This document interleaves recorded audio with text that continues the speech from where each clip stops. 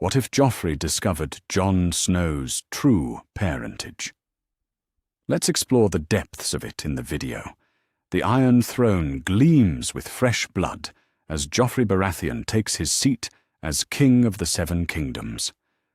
The great hall of the Red Keep echoes with the sound of 100 lords bending the knee, their banners lowered in submission to the new monarch. Golden lions hang from every pillar, replacing the crowned stags that flew for his father. But Joffrey pays little attention to the ceremony itself. His pale green eyes scan the crowd, searching for signs of disloyalty, for whispers of treachery. At barely 13 name days, he already suspects everyone around him of plotting his downfall. Every bow seems mocking. Every pledge of loyalty rings hollow in his ears. The weight of the crown sits heavy on his golden head, but not as heavy as the paranoia that claws at his mind. Your Grace, Lord Varys approaches the throne with his characteristic gliding walk. The spider's soft smile never wavers as he ascends the steps. The realm celebrates your ascension, though I confess there are certain matters that require the crown's immediate attention. Joffrey leans forward, his grip tightening on the armrests carved from ancient swords. What matters? Threats to your rule, Your Grace. Whispers of pretenders and false claimants. Men who would use any excuse to challenge your rightful place on this throne. Varys's voice drops to barely above a whisper. I have heard rumors of Targaryen loyalists gathering information, seeking any weakness in our position. The young king's face twists with sudden fury. The very mention of Targaryens sends ice through his veins. His father's war stories ring in his ears. Tales of the Mad King's cruelty, of Rhaegar's supposed nobility, of how close the realm came to dragon fire. Now here sits Joffrey, and somewhere across the narrow sea, a Targaryen girl commands dragons of her own. Find them! Joffrey snarls, his voice echoing through the throne room. Several courtiers step back at the venom in his tone. Find every last Targaryen sympathizer in this city. I want to know who they are, what they're planning, and how they think they can threaten me. Cersei approaches from the side of the hall, her golden hair catching the light from the high windows. She places a gentle hand on her son's arm, though her green eyes hold the same calculating gleam. My dear boy, perhaps we should be more measured in our response. Panic breeds more enemies than patience. But Joffrey shakes off his mother's touch. The crown has given him power he has never known before, and he intends to use every bit of it. I want them found, Mother. All of them. Starting with anyone who might have corresponded with Targaryens. Anyone who might have hidden evidence of their bloodline. Varys bows deeply. It shall be done, Your Grace, though such an investigation will require thoroughness. We must examine every document, every letter, every piece of correspondence that might reveal hidden loyalties. Then do it. Joffrey's voice carries the sharp edge of absolute authority. Tear apart every master's tower if you have to. Search every lord's private chambers. I want to know every secret in this city. The spider's smile widens slightly. With your permission, Your Grace, I shall begin with the Night's Watch correspondence. Maester Aemon's letters have passed through many hands over the years, and the old man has corresponded with houses throughout the Seven Kingdoms. If there are secrets to be found. Yes, yes, search everything. Joffrey waves his hand dismissively, already imagining the fear he will strike into the hearts of potential traitors. And send word to the dungeons. I want to question that traitor Stark myself. He might know more about these Targaryen plots than he's admitted. The great hall begins to empty as lords and courtiers file out, their conversations hushed and nervous. Word will spread quickly through King's Landing. The new king is hunting for enemies, and no one's loyalty is beyond question. But Joffrey barely notices their departure. His mind races with possibilities, with the delicious prospect of uncovering plots and punishing traitors.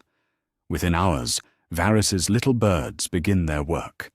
They slip through the Red Keep like shadows, searching through documents that have gathered dust for years. Maester Pycelle's chambers are turned upside down. The Ravenry is examined letter by letter. Every piece of parchment that has passed through the capital in recent memory finds its way to a small chamber beneath the throne room. It is there, in the flickering candlelight, that one of Varys's agents makes the discovery that will change the fate of Westeros. The letters are old, written in a flowing feminine hand on parchment that bears the dire wolf seal of House Stark. But they are not addressed to Ned Stark, nor signed by him. Instead, they carry the signature of Lyanna Stark, and they are addressed to Howland Reed of Greywater Watch. The content makes the agent's hands tremble as he reads. "My dear Howland," one letter begins, "the child grows strong within me, and Rhaegar speaks daily of the prince that was promised. He believes our son will be the one to unite ice and fire, to bring peace to the realm through his bloodline. When the time comes, should anything happen to us, I trust you will ensure the truth reaches those who need to know it." The agent reads further, his eyes widening with each revelation. Here are details of a secret marriage ceremony conducted by a septon in the Riverlands. Here are references to our beautiful boy and instructions for his care. Here are the final wishes of a dying woman who knew her lover would not survive the coming war. But it is the final letter, written in a shaking hand during what must have been Lyanna's final days, that seals the agent's understanding. The boy must be protected at all costs. Ned will take him and raise him as his own bastard. But you and I know the truth. Jon is not Ned's son.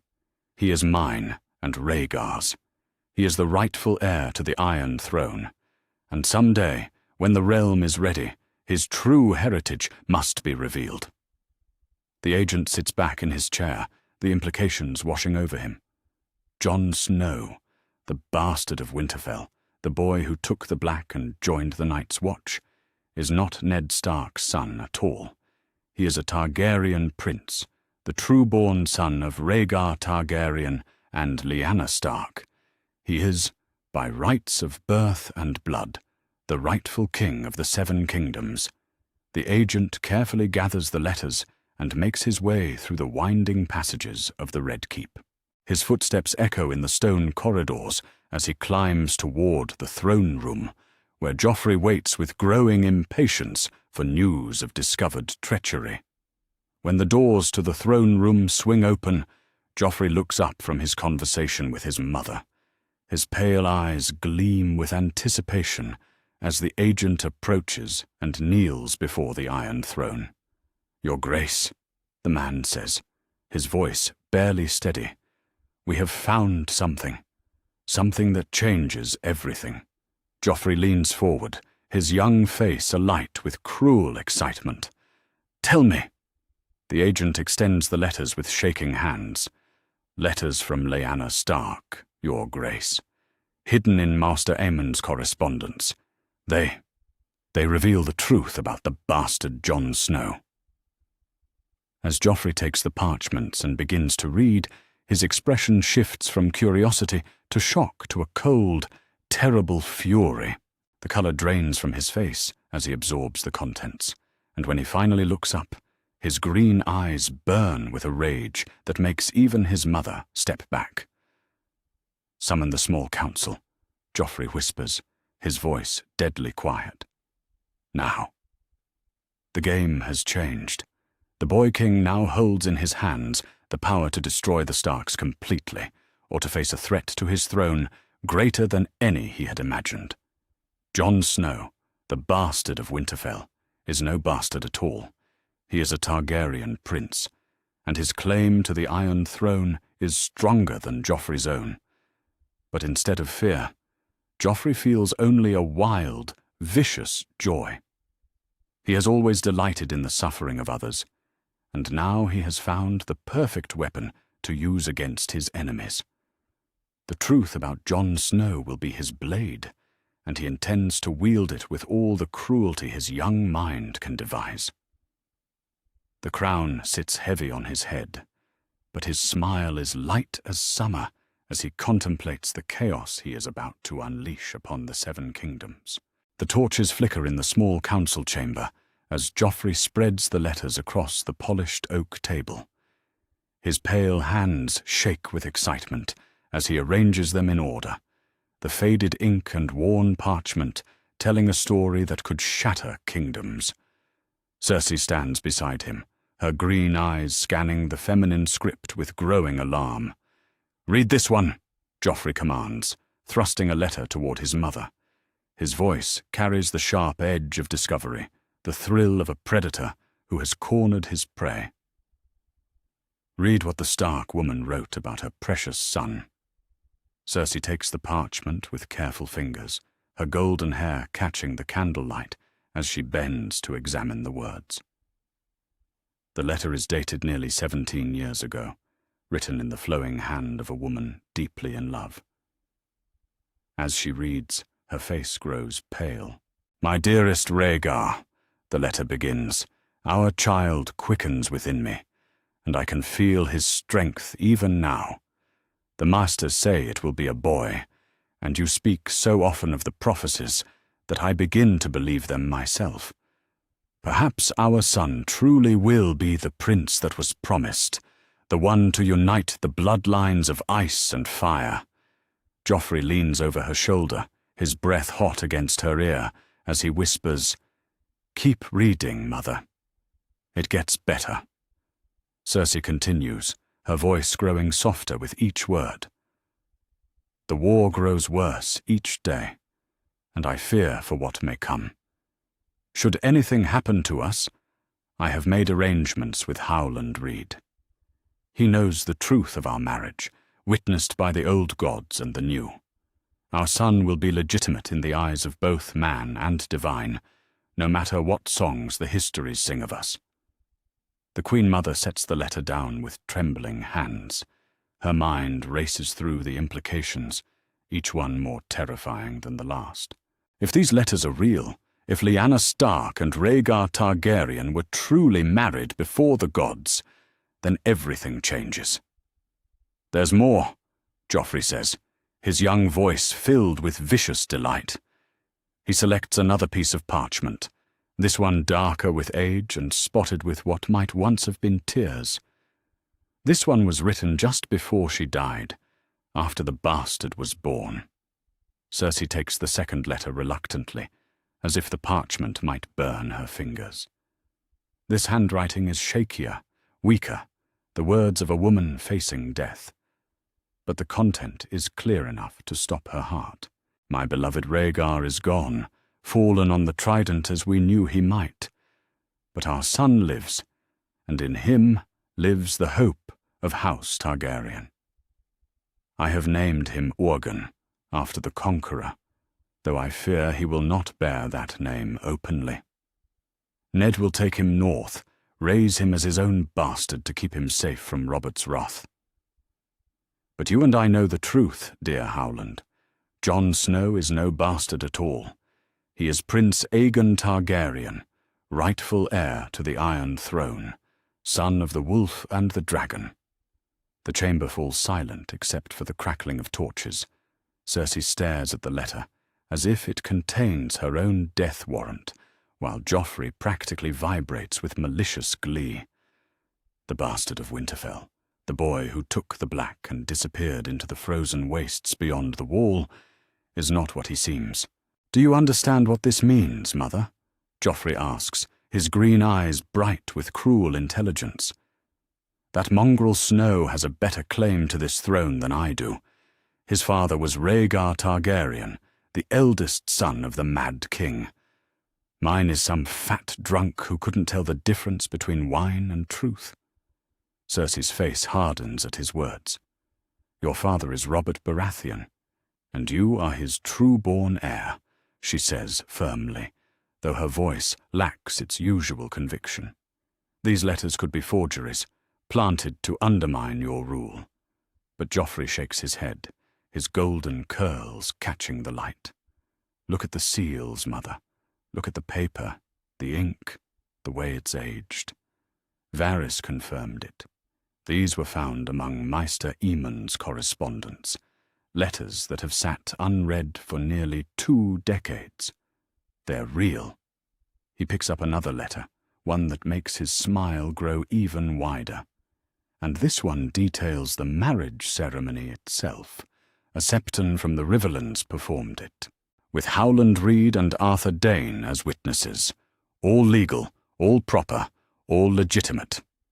The implications crash over Cersei like a wave. If the letters are genuine, if Lyanna Stark and Rhaegar Targaryen were lawfully married, then their son is the rightful king of Westeros, not Joffrey, whose own legitimacy rests on a lie of blood and birth. Not Stannis or Renly Baratheon, who claim through conquest rather than birthright. Jon Snow, the bastard who wanted nothing but to serve at the wall, is the true king. "We have to destroy them," Cersei says suddenly, reaching for the letters. "Burn them all. Pretend they never existed.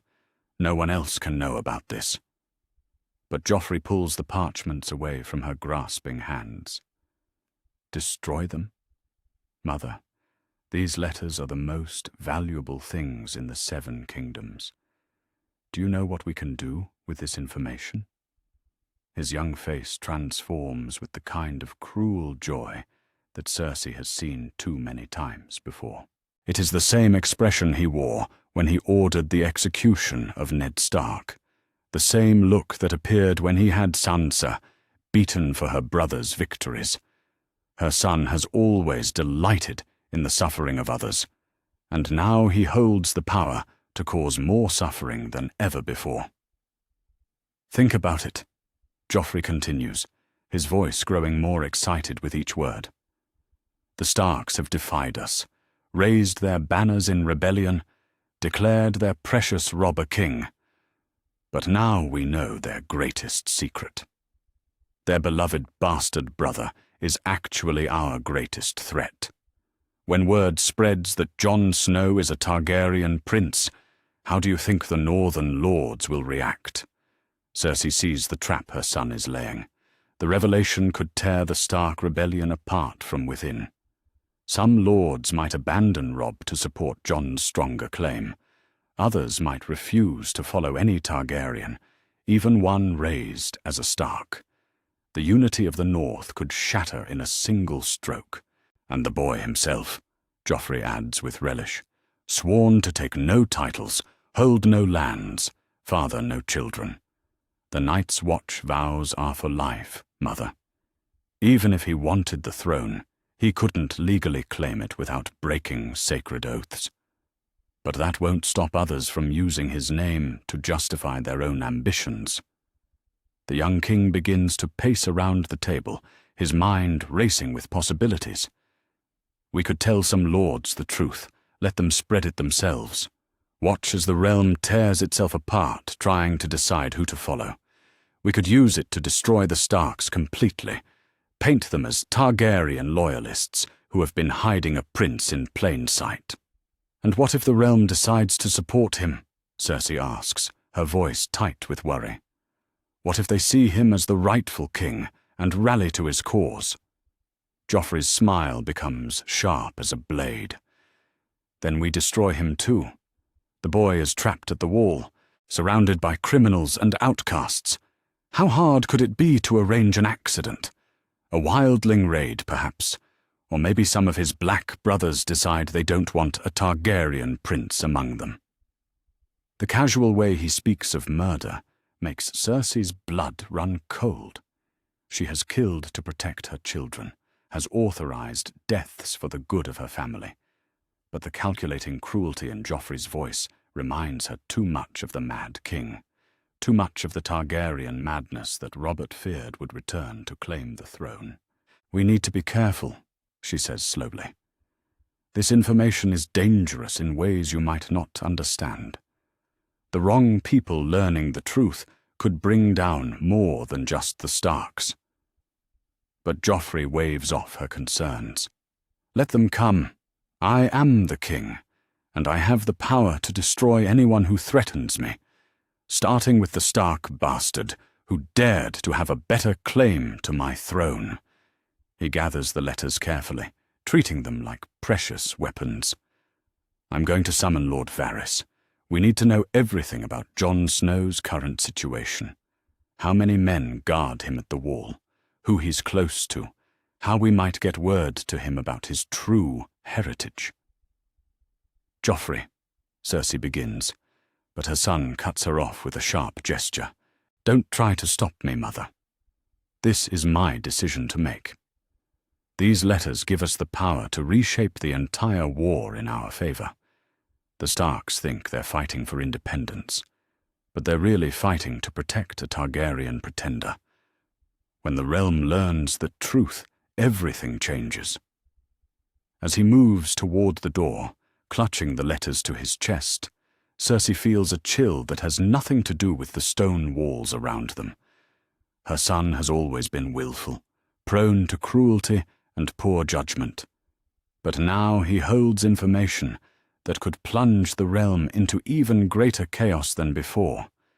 The Game of Thrones has always been deadly, but these letters have just raised the stakes beyond anything she could have imagined. Jon Snow, the bastard of Winterfell, is about to become the most important man in Westeros, whether he knows it or not. And her son, drunk on power and cruelty, is about to use that truth as a weapon against anyone who stands in his way. The torch flames dance higher as Joffrey opens the chamber door, and in their light, Cersei sees not her beloved son, but a young tyrant holding the fate of kingdoms in his pale, grasping hands.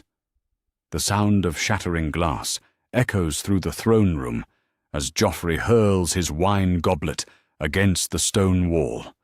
The crimson liquid spreads across the floor like spilled blood, and servants scatter like frightened mice as the young king's rage erupts in full force. "A bastard!" he screams, his voice cracking with fury. "A fucking bastard has a better claim to my throne than I do."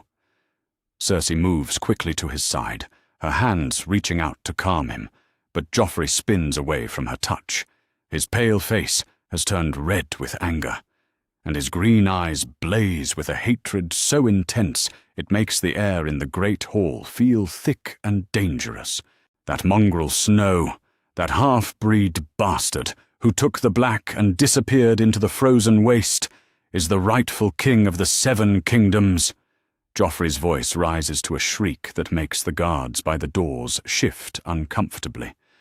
While I sit here, fighting wars to keep a throne that should be mine by right, he's up there playing with crows and wildlings. The Iron Throne looms behind him, its twisted metal seeming to mock his fury. Every sword in that ancient seat represents a conquered enemy. But now Joffrey faces a threat he never imagined. A rival with a claim so strong it could destroy everything he believes about himself.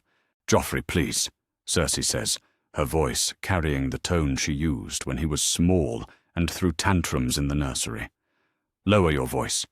The walls have ears, and we cannot afford for this information to spread before we decide how to use it." But her words only fuel his rage. "Use it?" "Mother, this isn't some piece of gossip we can trade for favors. This is treason of the highest order. The Starks have been harboring a Targaryen pretender for 17 years. They've been lying to everyone, including their precious honor-bound lord, who raised him as his own." Joffrey begins to pace in front of the throne, his movements sharp and predatory. "Do you know what this means? Every time Ned Stark lectured father about honor and duty, he was hiding the biggest lie in Westeros. Every time he looked down his nose at us for being Lannisters, he was protecting a dragon prince who could burn us all to ash. The young king's mind races with the delicious possibilities for revenge. The Starks have always been his enemies, even before they rebelled against his rule. Ned Stark had threatened to expose his bastard birth, had tried to steal his throne with lies about his parentage. But now Joffrey holds a weapon that could destroy them more completely than any army. We have to move carefully, Cersei insists, stepping closer to him. This information is dangerous. If it becomes widely known that there's a Targaryen heir with a legitimate claim, it could destabilize your entire reign. Some lords might see him as the rightful king. Joffrey stops pacing and turns to face her, his expression shifting from rage to something far more calculating and cruel. Then we make sure that never happens. The bastard, the prince, whatever he is, he's trapped at the wall. Sworn to take no crown, hold no lands, father no children. But that won't stop ambitious lords from using his name to justify their own treachery. He moves to a window that looks out over King's Landing, where smoke rises from countless chimneys and the distant sound of commerce fills the air. The Starks think they're fighting for independence, but they're really fighting to protect a secret that could destroy them all. When the realm learns that their beloved bastard is actually a Targaryen prince, everything changes. Cersei follows him to the window, her golden hair catching the afternoon sunlight. And how do you plan to reveal this information? If you simply announce it, people will think you're making false accusations to discredit your enemies. Joffrey's smile is sharp and cold as winter. We don't announce anything, Mother. We whisper. We let Lord Varys and his little birds spread the word carefully, to the right people at the right time. Some lords we tell the full truth, show them the letters, let them see the evidence for themselves. Others we give just enough information to make them suspicious. His young mind works through the strategy with a cunning that would impress even Tywin Lannister. The beauty of it is that we don't need everyone to believe it immediately. We just need enough doubt and confusion to tear apart their alliances. Some northern lords will refuse to follow a Targaryen, even one raised as a Stark. Others will abandon Robb to support what they see as the stronger claim. The throne room doors open with a deep groan, and Lord Varys glides into the chamber with his characteristic soft footsteps. The spider's expression is carefully neutral as he approaches the throne, but his pale eyes take in the broken goblet and the tension between mother and son. "Your Grace," Varys says, with a bow that manages to be both respectful and slightly mocking, "you summoned me urgently. I trust the matter is of great importance." Joffrey turns from the window, his rage having crystallized into something far more dangerous. Cold, calculating purpose. "It is, Lord Varys. We need to discuss the security arrangements at the wall. I have reason to believe that one of the brothers of the Night's Watch may pose a threat to the stability of the realm." Varys's eyebrows rise slightly, but his voice remains smooth as silk. "Jon Snow, Your Grace? The bastard of Winterfell?" I confess I am surprised. From all reports, he has adapted well to life in the Night's Watch and shows no interest in the politics of the Seven Kingdoms. "That may be about to change," Joffrey replies, producing one of Lyanna's letters from his doublet. "Read this, Lord Varys, and tell me if you still think the bastard Snow is as harmless as he appears." The Master of Whisperers takes the parchment with careful fingers, his eyes scanning the contents with growing surprise. As he reads, his usual composure cracks slightly, and for the first time that Cersei can remember, Varys looks genuinely shocked.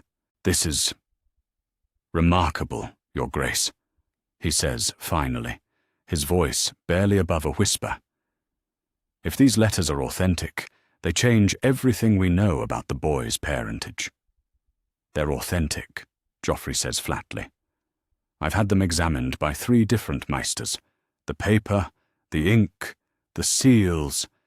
Everything confirms they were written by Lyanna Stark in the final months of Robert's rebellion. Jon Snow is not Ned Stark's bastard. He is Prince Aegon Targaryen, son of Rhaegar, and rightful heir to the Iron Throne. Varys sets the letter down on a nearby table, his mind clearly racing through the implications. And what would your grace have me do with this information? Joffrey's eyes glitter with malicious intent. I want to know everything about his current situation at the Wall.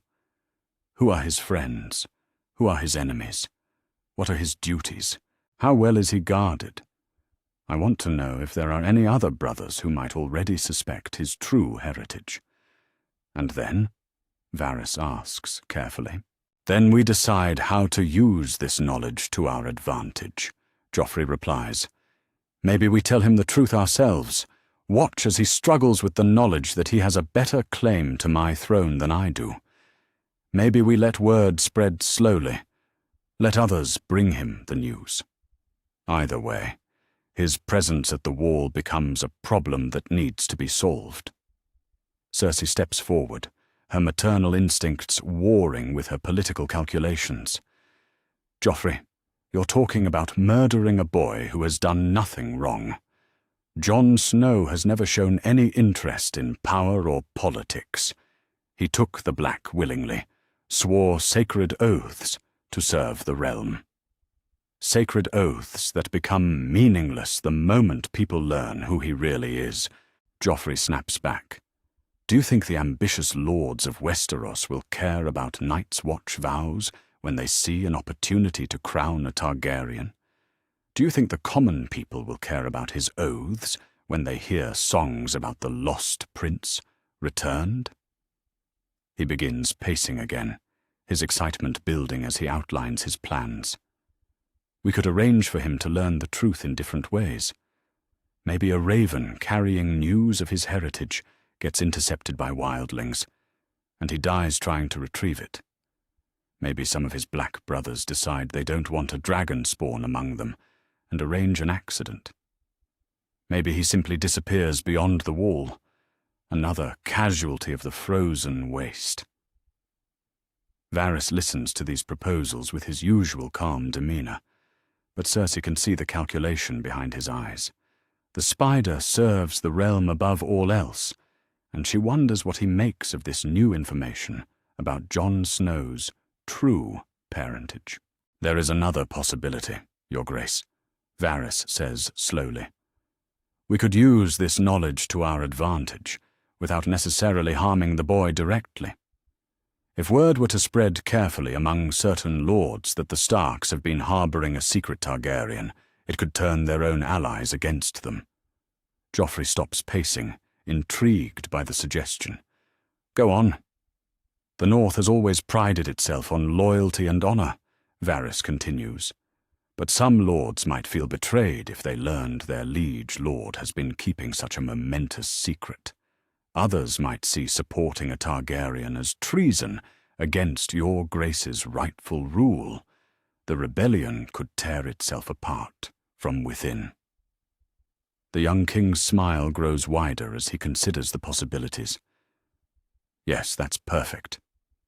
We let the truth spread slowly, like poison in wine. By the time it reaches the bastard himself, his family's rebellion will already be crumbling. And if he tries to use his claim to rally support, he'll find himself facing not just my armies, but the fury of lords who feel deceived. Cersei watches her son with growing unease as his plans take shape. She has seen him be cruel before, has watched him delight in the suffering of others. But this is different. This is strategic cruelty, calculated malice that could reshape the entire war.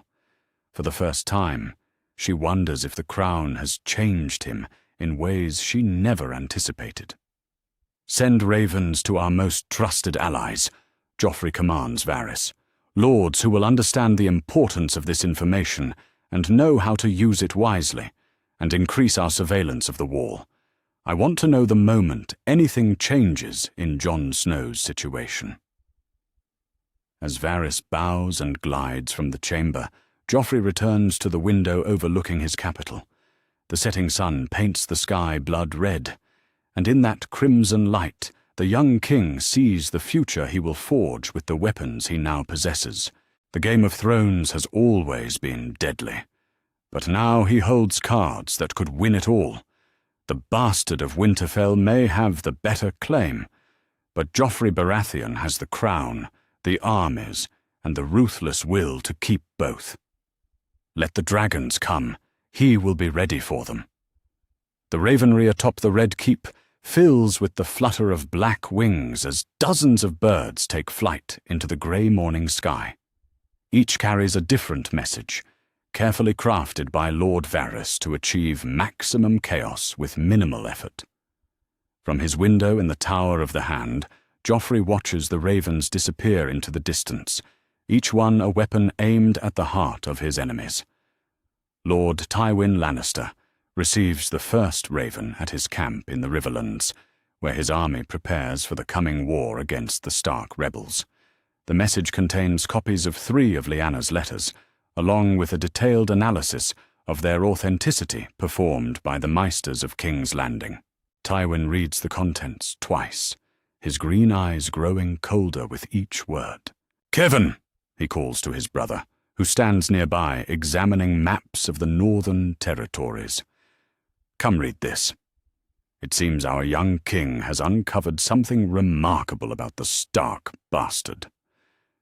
Kevin Lannister takes the parchment with steady hands, his expression shifting from curiosity to amazement as he absorbs the revelation. "If this is true, Tywin, it changes everything. Jon Snow is not Ned Stark's bastard. He is Prince Aegon Targaryen, rightful heir to the Iron Throne." The Lord of Casterly Rock sets down the letter and moves to his campaign table, where detailed maps show the positions of various armies across Westeros. It explains much about Ned Stark's behavior over the years, his refusal to speak of the boy's mother, his insistence on taking him to Winterfell, his protection of a secret that could have destroyed Robert's reign. "What do we do with this information?" Kevin asks, understanding that his brother's mind is already working through the political implications. Tywin's smile is sharp as a blade. "We use it to destroy the Stark rebellion from within. Some northern lords will refuse to follow a family that has been hiding a Targaryen prince. Others will see Jon Snow as the rightful king and abandon Robb's cause. Either way, their unity crumbles." Meanwhile, far to the north at Castle Black, Lord Commander Jeor Mormont breaks the royal seal on a different kind of message.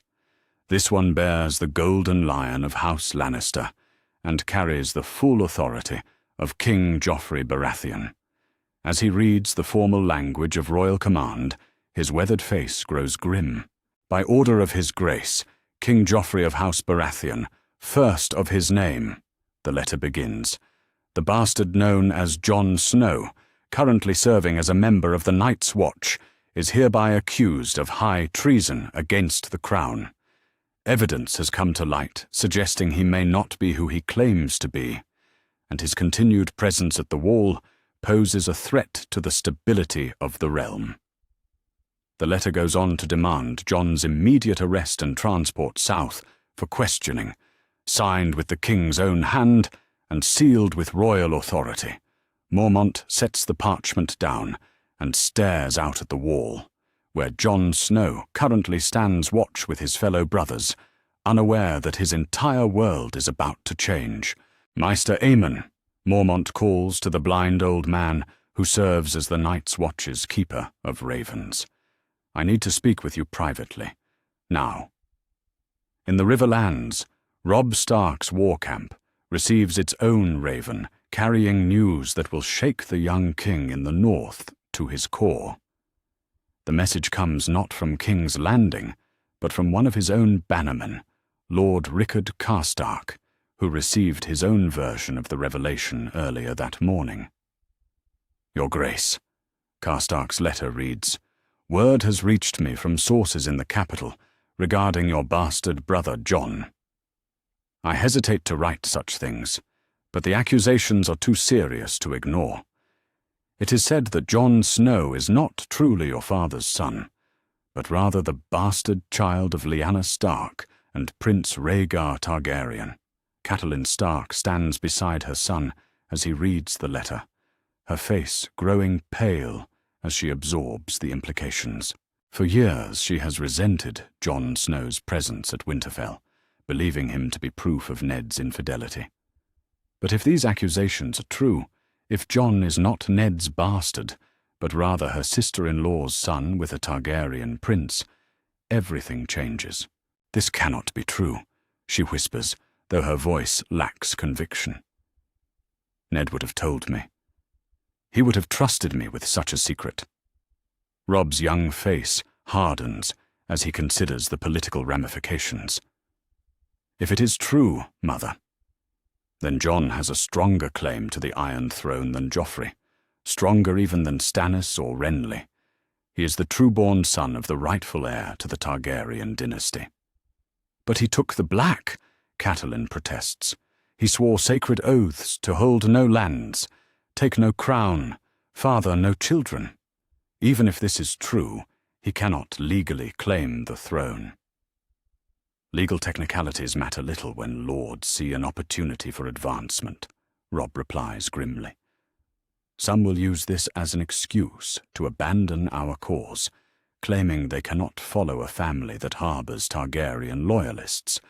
Others will demand we support Jon's claim instead of fighting for northern independence." The young wolf turns to his assembled bannermen, who have gathered to hear the news. The great lords of the north stand in tense silence, their faces revealing the internal struggle between loyalty to House Stark and the shocking revelation about Jon Snow's true parentage. Lord Greatjon Umber speaks first, his booming voice filling the command tent. "If the boy's truly a dragon prince, then we've been fighting the wrong war. The North should support the rightful king, not some bastard usurper from King's Landing." "And break our oaths to Robb?" counters Lord Roose Bolton, his pale eyes calculating. "Young Stark called his banners and we answered. Are we to abandon him now for a boy who may not even know his own heritage?" The debate grows heated as more lords voice their opinions. Some see Jon's potential claim as an opportunity to install a Stark-raised king on the Iron Throne. Others view it as a betrayal of their loyalty to Robb and the cause of northern independence. The unity that bound them together begins to fracture under the weight of this new revelation. Meanwhile, in the great hall of Riverrun, Lord Hoster Tully receives his own carefully crafted message from King's Landing. This version focuses not on Jon Snow's potential claim, but on the Stark family's deception in harboring a secret Targaryen for 17 years. "My dear Lord Tully," the letter begins in Joffrey's own hand, "it has come to my attention that House Stark has been keeping secrets that directly threaten the stability of your alliance. Evidence suggests they have been protecting a Targaryen claimant, raising him as one of their own, while plotting against the rightful rule of House Baratheon." The old lord reads the message with growing concern, understanding the political trap that Joffrey has laid for his daughter's allies. If the Starks have indeed been hiding Jon Snow's true heritage, it raises questions about their honesty and trustworthiness as allies. But if they were ignorant of the truth themselves, it makes them appear naive and easily deceived. Across the narrow sea in the free city of Pentos, another raven finds its way to Illyrio Mopatis, the fat magister who has long supported the Targaryen cause. His message contains the full truth about Jon Snow's parentage, along with a suggestion that this information might be useful to certain exiled dragons seeking to reclaim their homeland. Interesting, Illyrio murmurs as he feeds the raven and destroys the message. Very interesting indeed. Back in King's Landing, Joffrey receives regular reports from Varys about the chaos spreading across Westeros. Lords who received the full evidence begin to question their allegiances, while those given partial information struggle to separate truth from propaganda. The young king delights in each new report of confusion and division among his enemies. The Northern Alliance shows signs of strain, Varys reports during their evening meeting. Several lords have sent ravens requesting clarification about Jon Snow's status. Others have begun quietly reassessing their loyalty to Robb Stark's cause. "And the wall?" Joffrey asks, his green eyes bright with malicious interest. "Lord Commander Mormont has received your decree but has not yet acted upon it. The old bear is cautious, and he understands the implications of arresting one of his own brothers based on accusations from the south. He will move carefully, but he will move." Joffrey nods with satisfaction. "Good. I want the bastard to know what's coming. I want him to understand that his comfortable life of hiding is over. Whether he knows the truth about his heritage or not, he's about to become the most important man in Westeros." The young king moves to his Solar's window, where the lights of King's Landing twinkle like stars in the darkness below. Each light represents a life that he now has the power to change or destroy with the information he possesses. The Game of Thrones has always been about power and deception, but now he holds cards that could reshape the entire realm. "Send one more raven," he commands Varys, "to Daenerys Targaryen across the Narrow Sea. Let her know that her nephew lives, that the last male heir of her house serves as a crow on the wall. See how she reacts to learning she is not alone in the world." Varys raises an eyebrow at this suggestion. "That could be dangerous, Your Grace. If she decides to sail west to meet this nephew, we could find ourselves facing dragons sooner than expected." "Let her come," Joffrey replies with a cold smile. "Let all the dragons come. I am the king, and I will be ready for them." As the night deepens over the Seven Kingdoms, ravens continue to fly between castles and camps, carrying news that will forever change the course of Westeros history. The bastard of Winterfell, who wanted nothing more than to serve quietly at the wall, has become the center of a political storm that threatens to tear the realm apart. But Jon Snow himself remains unaware of the chaos spreading in his name, standing watch on the wall as he has done for months, protecting the realm from threats beyond, while never imagining that the greatest threat to his peaceful existence comes from the throne room of the Red Keep, where a boy king plays with information like a child plays with fire. The Lord Commander's Solar feels smaller than usual as Jon Snow stands before Jeor Mormont's heavy oak desk, the royal decree spread between them like a blade. The parchment bears the golden lion seal of House Lannister and the signature of King Joffrey Baratheon, but the words written upon it make no sense to the young man who has spent the last months learning to call the wall his home. "Read it again," Mormont commands, his weathered face grim as winter. The old bear's eyes never leave Jon's face as the young man picks up the parchment with trembling hands. Jon's voice wavers as he reads the formal language aloud. "By order of his grace, King Joffrey of House Baratheon, first of his name, the bastard known as Jon Snow, is hereby accused of high treason against the crown. Evidence has come to light suggesting he may not be who he claims to be, and his continued presence at the wall poses a threat to the stability of the realm." The words hang in the air like smoke from a dying fire. Jon sets down the decree and looks up at his Lord Commander, confusion and fear warring in his dark eyes. "I don't understand, my lord. I've never committed treason against anyone. I took the black willingly, swore the sacred oaths. How can my presence here threaten the realm? Mormont leans back in his chair, the leather creaking under his weight. That depends, Jon Snow, on whether you truly are who you believe yourself to be. Tell me, what do you know of your mother? The question strikes Jon like a physical blow. For 17 years, that silence has been the deepest wound in his heart. Ned Stark would never speak of the woman who bore him, would only say that he had dishonored himself during the war. The mystery of his mother's identity has haunted every day of Jon's life. Nothing, Jon whispers, his voice barely audible. Father would never tell me. He said she was dead, that he had brought shame upon himself and her memory. But he never gave me her name. Perhaps, Mormont says slowly, because the truth would have been too dangerous for a bastard boy to know. The solar door opens with a soft creak, and Samwell Tarly enters with an armload of ancient books and scrolls.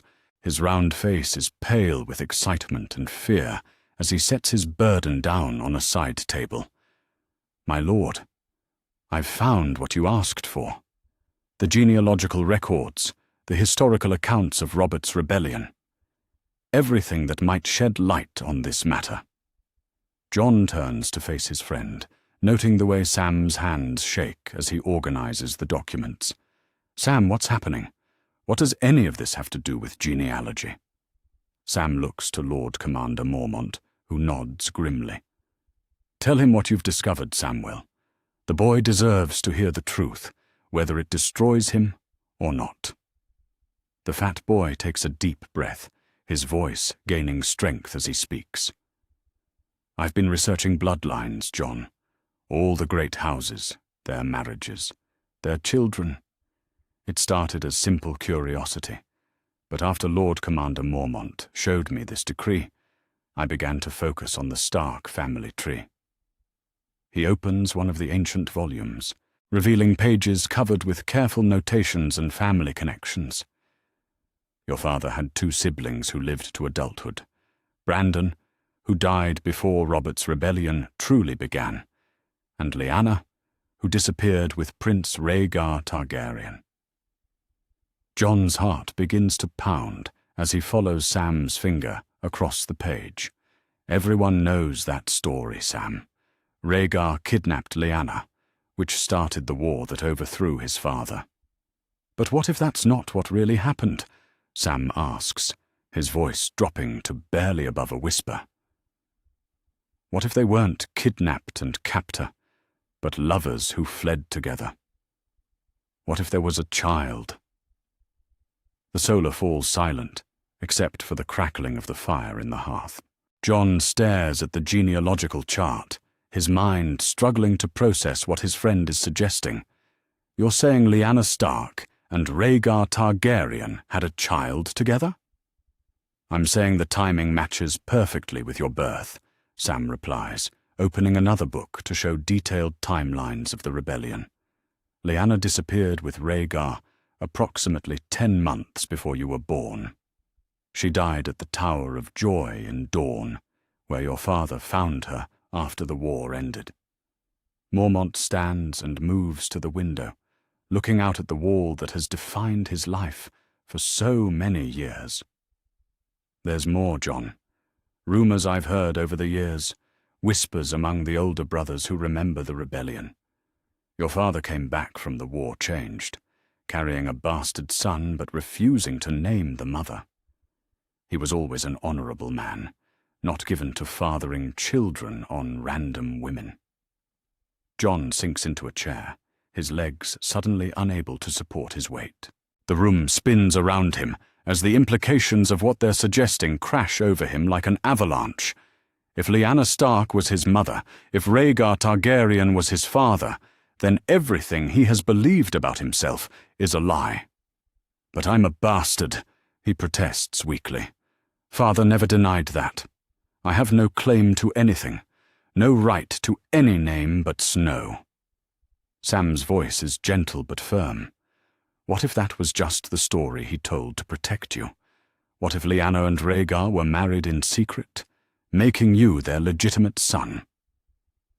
What if you're not Jon Snow the bastard, but Prince Aegon Targaryen, rightful heir to the Iron Throne? The name hits Jon like a sword through the chest. Prince Aegon Targaryen. The words feel foreign on his tongue, impossible to connect with the bastard boy who wanted nothing more than to serve the realm and find his place in the world. No, he says, standing abruptly and beginning to pace. No, this is madness. I'm Jon Snow, bastard of Winterfell. I took the black, swore sacred oaths to hold no lands and claim no crowns. Even if what you're suggesting were true, I've already given up any rights I might have had. Mormont turns from the window, his expression unreadable. Sacred oaths that become meaningless if ambitious lords decide to use your name to justify their own claims. Do you think the kings and queens of Westeros will care about your vows if they see an opportunity to crown a Targaryen? A knock at the door interrupts their conversation, and Maester Aemon enters with slow, careful steps. The ancient blind man makes his way to a chair with practiced ease, his milky white eyes somehow seeming to see straight through Jon's soul. I hear we're discussing dragons and wolves, the old Maester says, his voice carrying the weight of nearly a century of life. Dangerous topics in dangerous times. Maester Aemon, Jon says, relief evident in his voice. Please tell them this is impossible. Tell them I'm just Jon Snow, that these accusations are madness. The old man is quiet for a long moment, his fingers drumming against the arm of his chair. I knew your great-grandfather, Jon Snow, King Aegon V, called Aegon the Unlikely because he was never meant to rule. He was a good man, a king who cared more for the small folk than for the great lords who surrounded him. Jon's breath catches in his throat. Why are you telling me this? Because Aegon V was my brother, Aemon says simply. I am Aemon Targaryen, son of Mekar I, and I have carried that secret for longer than you have been alive. I know what it means to set aside a crown for a greater purpose. The revelation strikes the room like lightning. Jon stares at the ancient Maester, understanding for the first time why the old man has always seemed to see him more clearly than others. If Aemon is truly a Targaryen, if he gave up his own claim to serve the Night's Watch, then he understands better than anyone the burden that Jon might be carrying. You knew, Jon whispers. All this time you knew what I might be. I suspected, Aemon admits. Your father visited me once, years ago, before you came to the Wall. He asked strange questions about duty and honor, about whether a man could ever truly escape his blood. I wondered then what secret he was carrying. Lord Commander Mormont returns to his desk, the weight of command heavy on his shoulders. This puts us in an impossible position, Jon. If you truly are Prince Aegon Targaryen, then harboring you here makes the Night's Watch complicit in hiding a claimant to the throne. But if we surrender you to King Joffrey, we may be sending an innocent man to his death. What about our oath of neutrality? Jon asks desperately. The Night's Watch takes no part in the wars of the Seven Kingdoms. We guard the realm, not any particular king or queen. Try explaining that to Joffrey Baratheon, Mormont replies grimly. The boy king sees threats everywhere, and now he believes you're the greatest threat of all. This decree demands your immediate arrest and transport south for questioning. I doubt you would survive the questioning. Jon moves to the window and stares out at the wall, the massive barrier of ice that has protected the realm for thousands of years. Beyond it lies the true enemy, wildlings and white walkers, and the long night that may be coming. Here in the safety of Castle Black, petty politics and royal claims seem like children's games compared to the real threats facing humanity. "I won't run," he says finally, his voice gaining strength with each word. "I won't flee like some guilty criminal. If I truly am what they say I am, then I'll face that truth. But I won't abandon my brothers or my duty, because a mad boy king sees me as a threat." Sam steps forward, his face creased with worry. "Jon, you don't understand what this means. If you really are a Targaryen prince, there will be those who want to use you, others who want to kill you. You'll never have peace again."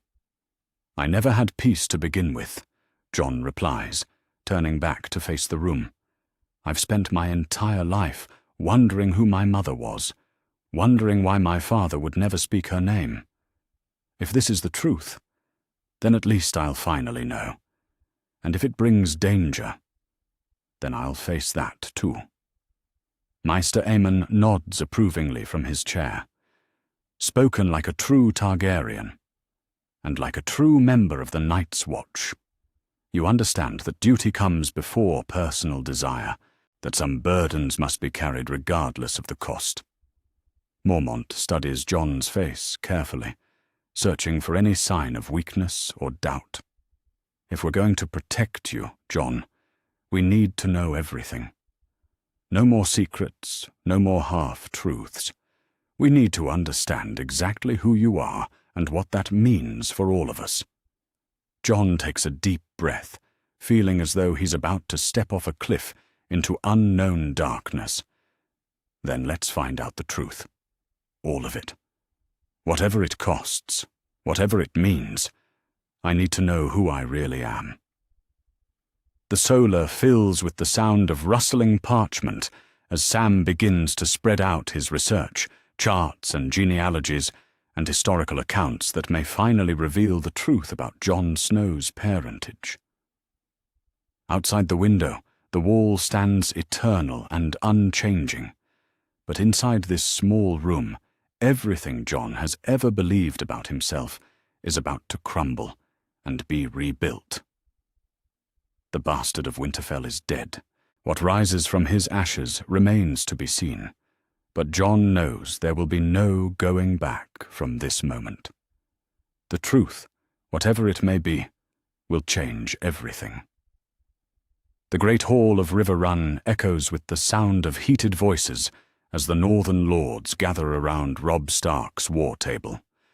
Maps of the Seven Kingdoms spread across the oak surface, marked with coloured pins showing the positions of various armies. But the papers that command everyone's attention are the detailed reports about Jon Snow's true parentage that arrived with the morning ravens. Robb stands at the head of the table, his auburn hair catching the light from the great windows as he reads through the correspondence for the third time. His young face has aged years in the past few days, the weight of kingship and war pressing down on shoulders that should still be carrying nothing heavier than a practice sword. "Read it again," commands Lord Rickard Karstark, his weathered face twisted with disbelief. "Read the part about the marriage ceremony." Catelyn Stark moves to stand beside her son, her slender fingers gripping the edge of the table as Robb's voice fills the hall. According to witnesses present at the ceremony, Prince Rhaegar Targaryen and Lady Lyanna Stark were wed in the sight of gods and men at a sept near Harrenhal, with Lord Howland Reed and Sir Arthur Dayne bearing witness to their vows. The words hang in the air like smoke from a funeral pyre. If the reports are true, if Lyanna and Rhaegar were lawfully married before Jon's birth, then everything the lords thought they knew about the bastard of Winterfell crumbles to dust. Lord Greatjon Umber slams his massive fist on the table, making the wooden surface shake and the wine cups jump. "By the old gods and the new, do you know what this means? The boy's not a bastard at all. He's Prince Aegon Targaryen, true-born son of the rightful heir to the Iron Throne. Which makes his claim stronger than that little monster in King's Landing," adds Lord Mage Mormont, her voice carrying the authority of Bear Island across the Great Hall. Joffrey Baratheon is Robert's son, but Robert took the throne by conquest. Jon's father was the legitimate heir to the Targaryen dynasty. Catelyn closes her eyes, feeling a complex mixture of emotions wash over her like a tide. For 17 years, she has resented Jon Snow's presence at Winterfell, believing him to be proof of Ned's infidelity. The sight of his face, so similar to Lyanna's, had been a daily reminder of what she thought was her husband's betrayal. But if these reports are true, if Jon is not Ned's bastard but her sister-in-law's legitimate son, then everything changes. "Relief," she whispers, so quietly that only Robb can hear. "Gods help me, I feel relief." Robb glances at his mother, understanding the turmoil in her heart. "You're not the only one, Mother. But relief brings its own complications." Lord Roose Bolton speaks from his position at the far end of the table, his pale eyes calculating as always. "The question before us is simple. Do we support Robb's claim to the crown of the North, or do we abandon him to support Jon Snow's claim to the Iron Throne itself?" The hall erupts in arguments as the lords take sides. Some see Jon's potential claim as an opportunity to place a Stark-raised king on the Iron Throne, ending the war with total victory. Others view it as a betrayal of their oaths to Robb, who called his banners and led them into rebellion. "We swore fealty to the young wolf," declares Lord Galbart Glover, his voice rising above the din. "Are we oathbreakers now, to abandon him the moment we hear whispers of a better claim?" "They're not whispers," counters Lord Jason Mallister. "These reports come with documentary evidence, witness testimony, genealogical proof. If Jon Snow is truly Prince Aegon Targaryen, then supporting him isn't betrayal, it's justice."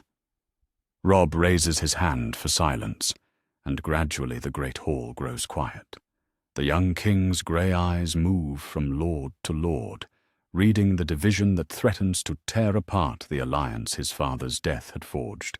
"Before we decide anything about Jon's claim," Robb says, his voice carrying an authority that belies his youth, "we need to understand what this means for him personally. He took the black, swore sacred oaths to hold no lands and claim no crowns. Even if he is Prince Aegon Targaryen, he cannot legally pursue the throne without breaking vows sworn before gods and men." Maester Luwin steps forward from his position near the great hearth, an armload of books and scrolls in his hands. "Your Grace, I've been researching the precedents for such situations. There have been cases in the past where members of the Night's Watch have been released from their vows for exceptional circumstances." He opens one of the ancient volumes, revealing pages covered with careful notations. King Stannis Baratheon recently released Gendry Waters from potential Night's Watch service to legitimize him as his heir. There are older precedents as well. Kings have the authority to absolve men of their vows when the good of the realm requires it. Lord Rickard Karstark leans forward, his scarred face intense with interest. "So Jon could be released from his vows?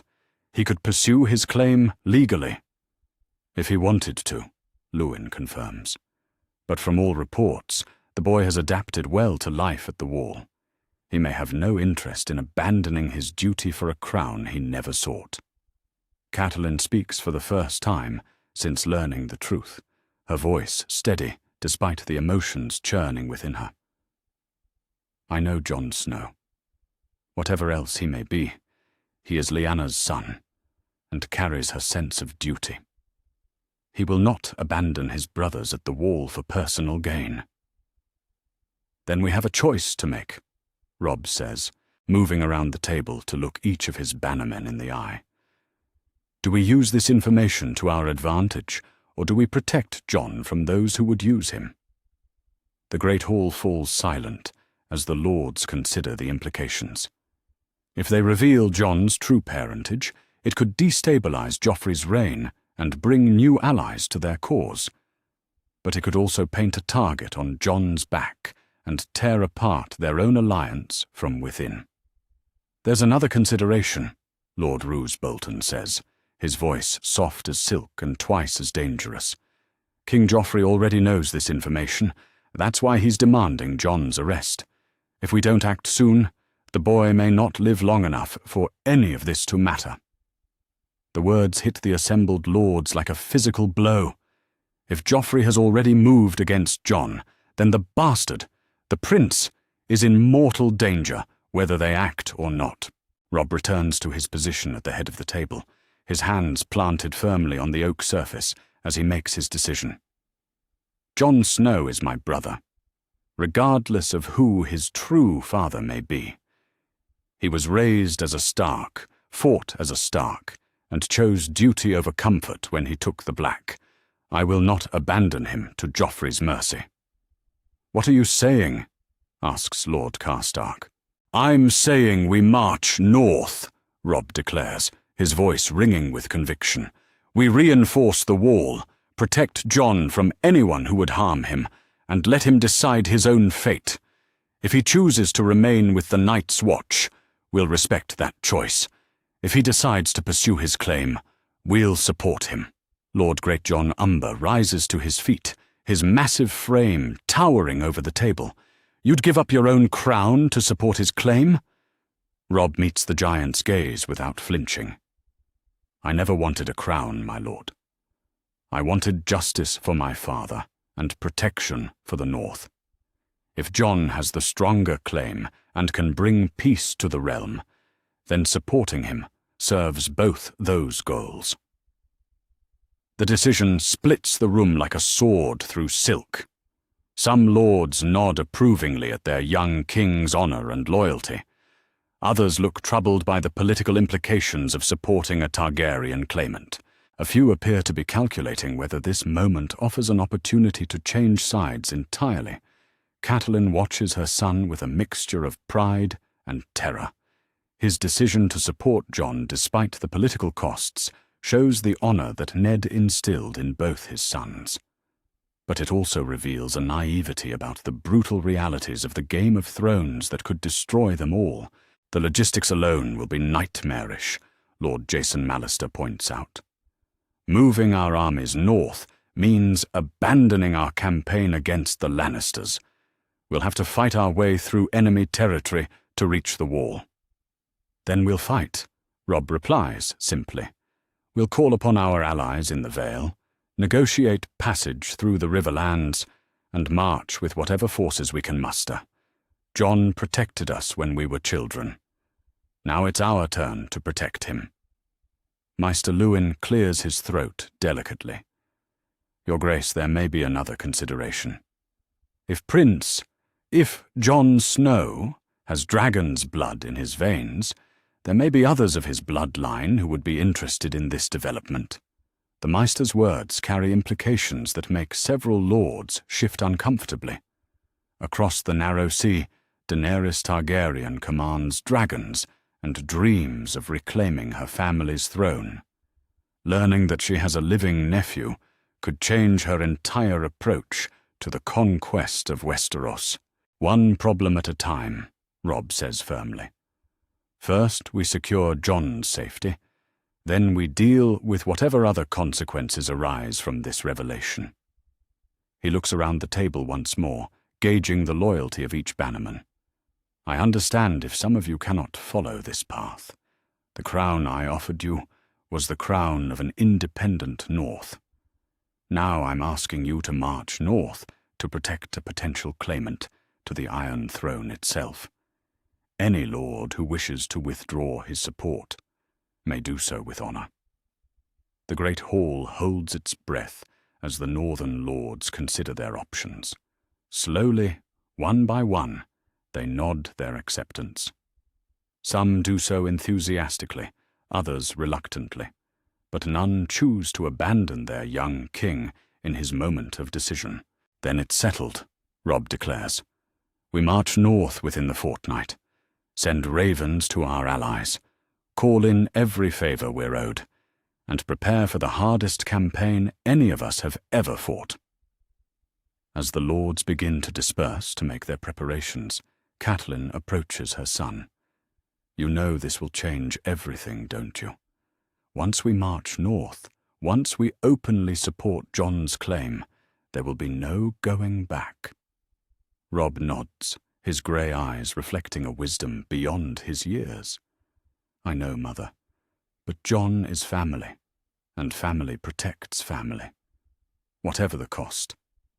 Outside the great windows of River Run, storm clouds gather on the horizon, and Catelyn cannot shake the feeling that they mirror the political storm about to engulf the Seven Kingdoms. The Game of Thrones has claimed her husband and scattered her children across the realm. Now it threatens to consume her remaining son as well. But as she watches Robb give orders to his bannermen with quiet authority, she feels a fierce pride in the man he is becoming.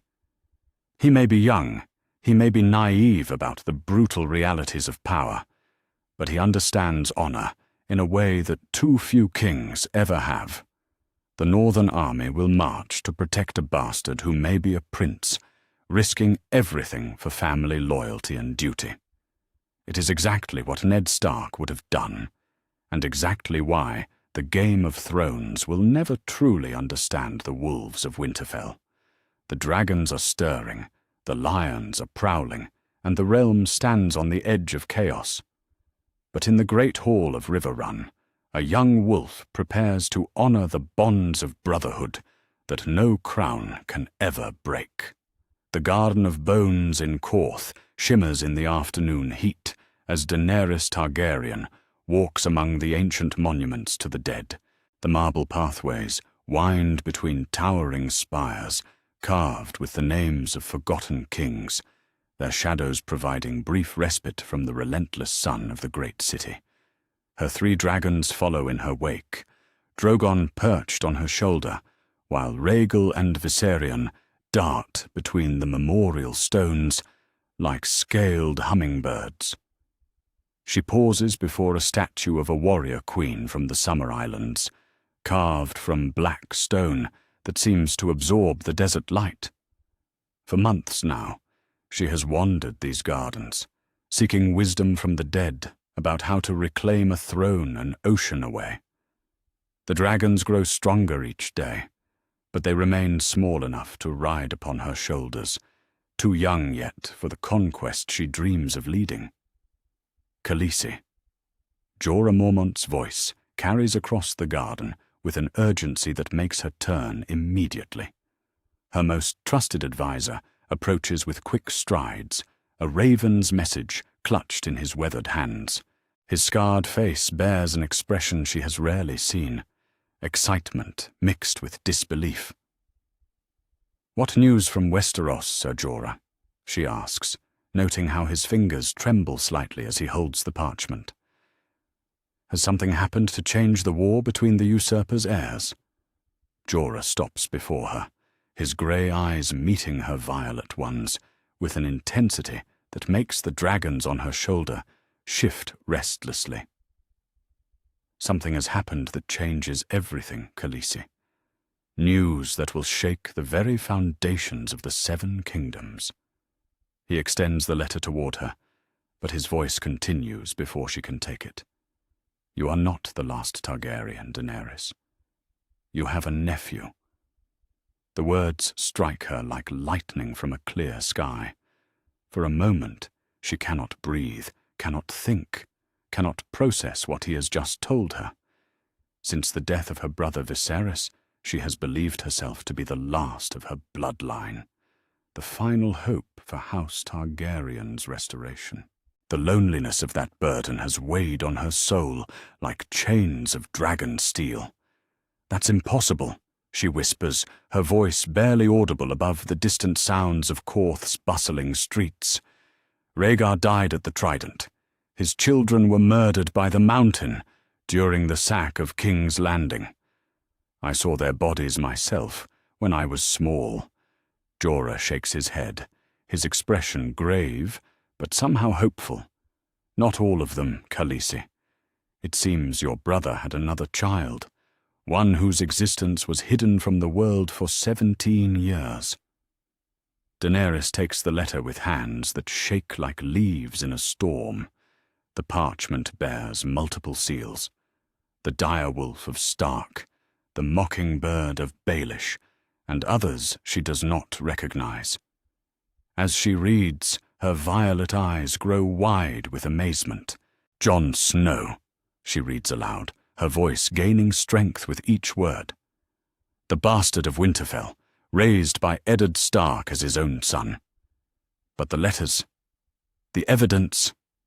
She looks up at Jorah, hope and disbelief warring in her expression. "Is this real? Can it be true?" "The documentation appears genuine, Khaleesi. Multiple sources confirm that your brother Rhaegar secretly married Lyanna Stark before his death. Their son was born at the Tower of Joy and given to Lord Stark to raise in safety. He lives now as a brother of the Night's Watch, sworn to defend the Wall." Drogon suddenly takes flight from her shoulder, circling overhead with a shriek that echoes off the marble monuments. His brothers follow, the 3 dragons weaving patterns in the air above the garden. Their cries grow louder, more excited, as if they can sense the significance of this moment. "They know," Daenerys breathes, watching her children dance in the sky. "They can feel it somehow. There is another of our blood in the world." For the first time since hatching, the dragons show recognition of something beyond their immediate surroundings. Rhaegal, named for her brother, swoops low over her head before landing on a nearby statue. His golden eyes seem to burn with new intensity as he stares toward the west, toward the lands beyond the narrow sea. Jorah steps closer, his voice dropping to barely above a whisper. "There's more, Khaleesi. The boy King Joffrey has discovered this truth and seeks to use it as a weapon. Jon Snow is in mortal danger, and his very existence threatens to tear apart the fragile alliances of those who would resist the Lannister rule." Daenerys turns from the letter to stare out at the harbour of Korth, where merchant ships from a dozen nations bob at anchor. For months, she has dreamed of crossing that water with fire and blood to reclaim her birthright. But those dreams had always been solitary ones. A lone dragon queen conquering a foreign land through strength and terror. Now everything changes. She is not alone. Somewhere in the frozen north of Westeros, a nephew she has never met carries the blood of old Valyria in his veins. A boy raised as a Stark, but born a Targaryen, sworn to defend the realm that should be his by right. "What do we know of his character?" she asks, her strategic mind already working through the implications. "Is he ambitious? Does he seek power?" Jorah considers the question carefully. "By all accounts, he is honourable to a fault, much like the man who raised him. He joined the Night's Watch willingly, seeking purpose rather than power. If the reports are true, he may not even know his true heritage yet." "But others know," Daenerys says, her voice hardening as she processes the political realities. "And they will use him whether he wishes it or not. A Targaryen prince with a stronger claim than the usurper's sons. He becomes a symbol even if he refuses to be a king." She begins to pace among the monuments, her mind racing through possibilities and dangers. The dragons follow her movement, their eyes tracking her steps, as if they understand the momentous decision taking shape in their mother's thoughts. "We have to go to him," she says suddenly, stopping before a statue of a dragon rider from the age of Valyria. "We have to sail for Westeros immediately." Jorah's weathered face creases with concern. "Khaleesi, we are not ready for such an undertaking. The dragons are still small, our forces limited. The crossing alone will be treacherous, and we have no allies waiting for us in the 7 kingdoms." "We have an ally now," she replies firmly, turning to face him with fire in her violet eyes. We have family. For the first time since my birth, I am not alone in the world. There is another who shares my blood, my heritage, my birthright. She moves to where Drogon perches on a marble column, extending her arm for him to climb onto her shoulder. Besides, Sir Jorah, this changes everything about our strategy. I had planned to conquer Westeros as a foreign invader, to take what is mine through strength of dragons and will. But now, he prompts, now I go not as a conqueror, but as an aunt seeking to protect her family, she says, her voice gaining conviction with each word. The lords of Westeros fear a Targaryen invasion, but they might welcome a Targaryen restoration if it comes with the promise of protecting one of their own. She returns to the letter, reading through it once more to absorb every detail. The political situation in Westeros grows more complex with each line.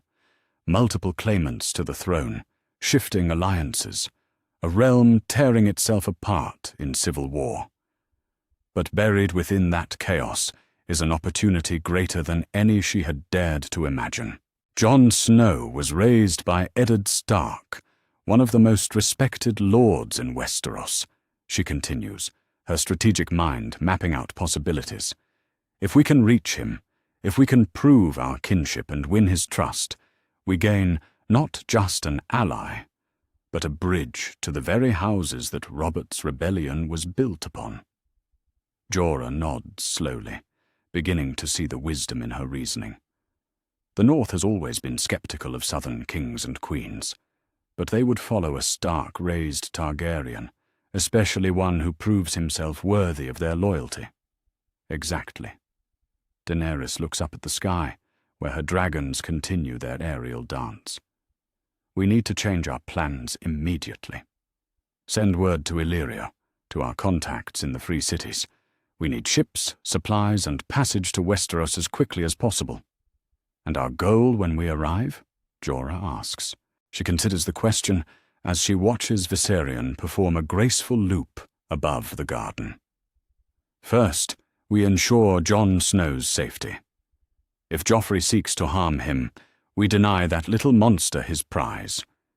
Second, we reveal ourselves to our nephew and offer him what every Targaryen has always needed: family. The dragons suddenly descend as one, landing on nearby statues and fixing their gaze on their mother. Their golden and red eyes seem to burn with new purpose, as if they too understand that their destiny has changed. And third, Jorah presses, Daenerys smiles, and for the first time since leaving the Dothraki Sea, it is not a smile tinged with sadness or loss. Third, we show the Seven Kingdoms what it means when dragons stand together. Jon Snow may not want a crown, but he deserves to choose his own fate, and I intend to make sure he has that choice. She turns toward the harbour, where the setting sun paints the water the colour of dragon fire. How long to arrange passage? A fortnight. Perhaps less if we pay well and ask few questions, Jorah replies. But Khaleesi, are you certain about this course? Once we sail for Westeros, there will be no turning back. I have never been more certain of anything in my life, she says firmly. For too long, House Targaryen has been scattered and broken, reduced to exiles and dreams of past glory. But now we have a chance to be whole again, to stand together as we were meant to. Drogon launches himself from his statue and circles overhead before diving down to land on her outstretched arm. His black scales gleam in the fading light as he fixes her with eyes that hold an intelligence far beyond his young age. Besides, she adds, stroking the dragon's neck, my children grow restless in this desert city. They long for the skies of their homeland, and so do I. As the first stars appear in the darkening sky above Korth, Daenerys Stormborn begins to plan her return to the land of her birth. But now she goes not as the last Targaryen, seeking to restore a fallen dynasty, but as an aunt determined to protect her family and reclaim what belongs to the blood of the dragon. The Game of Thrones is about to gain new players, and for the first time in her life, Daenerys will not be playing alone. Somewhere in the frozen north, a nephew awaits who may hold the key to everything she has ever dreamed of achieving. The dragons of old Valyria are stirring, and Westeros will never be the same. Storm's End stands defiant against the grey sky as Stannis Baratheon reads the reports from across the Seven Kingdoms with growing fury. His solar overlooking Shipbreaker Bay fills with the sound of crumpling parchment as he crushes yet another letter, detailing the chaos spreading throughout the realm. The iron-hard Lord's jaw clenches as he processes the implications of Jon Snow's revealed parentage. "More dragon nonsense," he growls, throwing the latest correspondence onto his desk, where it joins a growing pile of similar messages. First the Targaryen girl across the narrow sea. Now this bastard claiming to be Rhaegar's son. The realm bleeds while pretenders multiply like rats. Davos Seaworth stands beside the narrow window, his weathered face troubled as he watches ships in the bay below prepare for war. "My lord, the evidence appears substantial.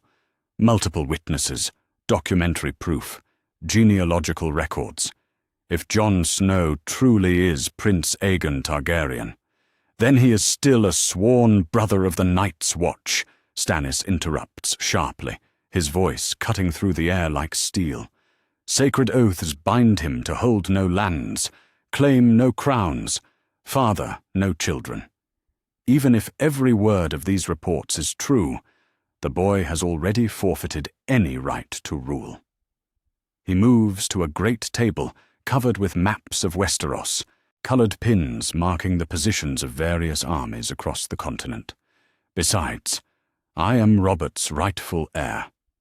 My claim comes not from some ancient bloodline, but from the legitimate succession established by conquest. The Iron Throne is mine by law and right." Davos nods, but his expression remains concerned. "The lords may not see it so simply, my lord. Some will view Jon Snow's Targaryen blood as superior to any Baratheon claim. Others will use his name to justify abandoning their current allegiances." Stannis studies the map with calculating eyes, noting how the revelation has already begun to fracture existing alliances. Ravens arrive daily with news of lords switching sides, armies changing direction, and new negotiations beginning across the realm. "Then we move swiftly," he declares, placing a black pin at the head of a formation near Storm's End. "We gather our strength and strike before this chaos can solidify into organized opposition. Let the others waste time debating bloodlines and ancient claims. I will take what is mine through strength of arms." Meanwhile, in the great pavilion that serves as Renly Baratheon's mobile court, the younger brother faces a crisis that threatens to tear his own alliance apart. Lords who had bent the knee to his claim now argue openly about whether to continue supporting his bid for the throne or throw their weight behind the newly revealed Targaryen prince. "The boy has the stronger claim," argues Lord Randil Tarly, his scarred face grim as he addresses the assembled lords. "If he truly is Rhaegar's legitimate son, then by right of blood and birth, the Iron Throne belongs to him."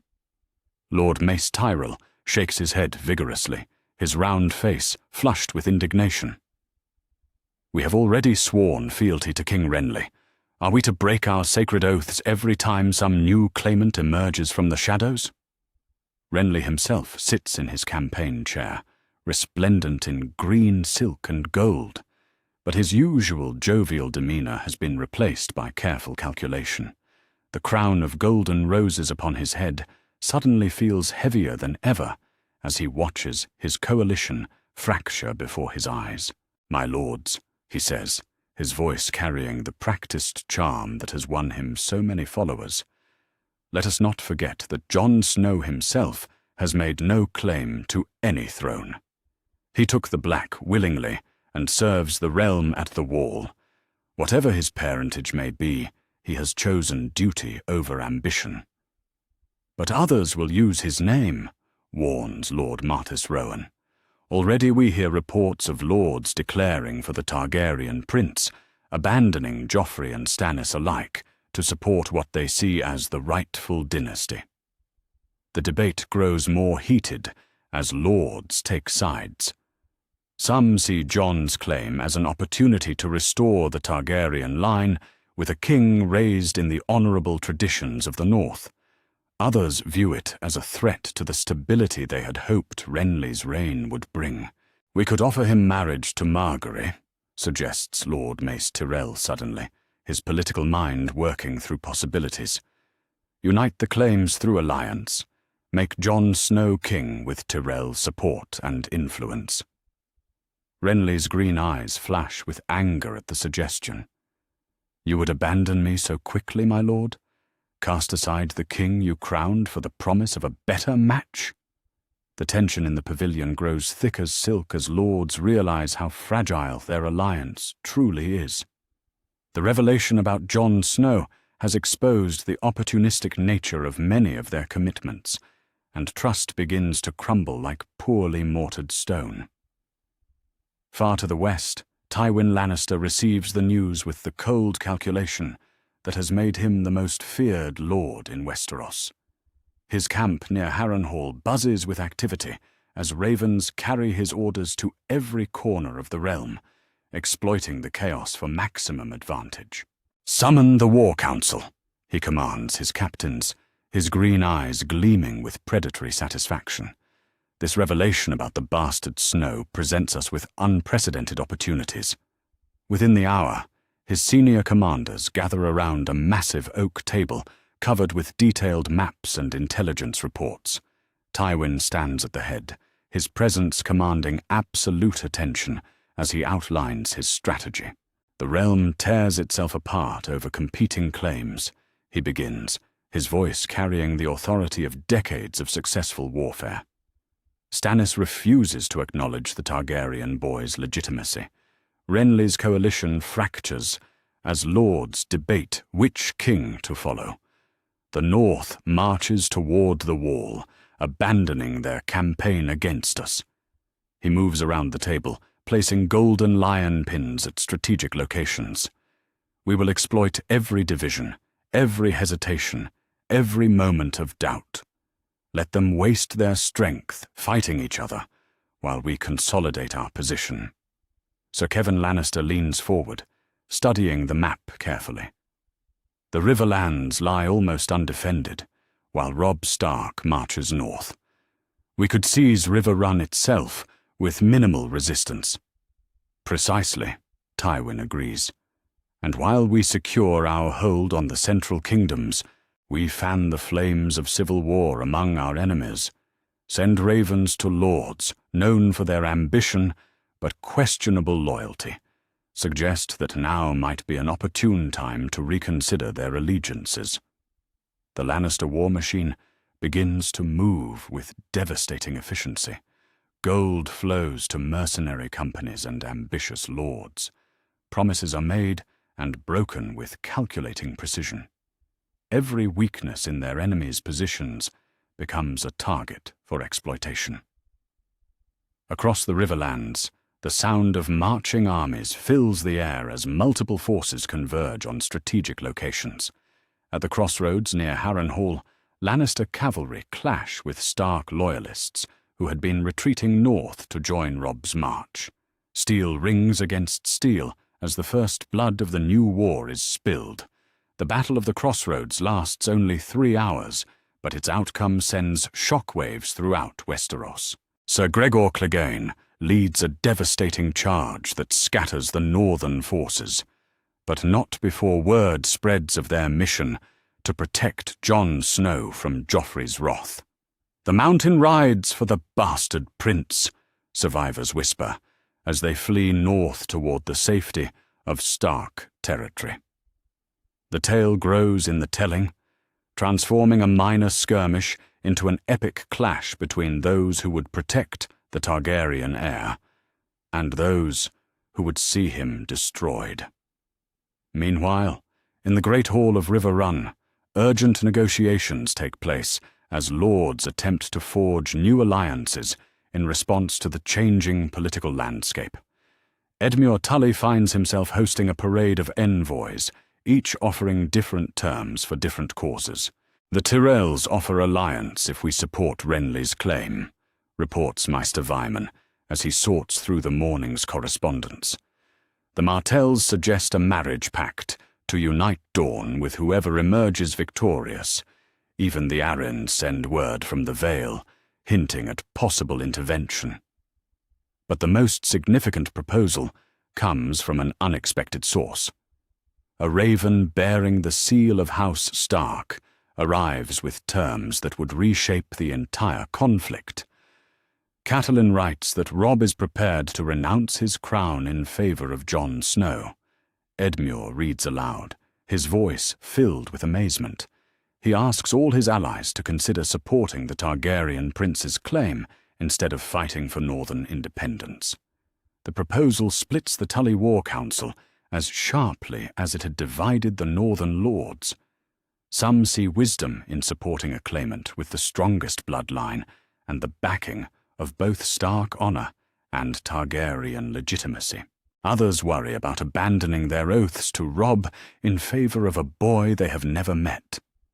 The debates continue through the night as ravens fly between castles, carrying proposals and counter-proposals in an increasingly complex web of negotiation.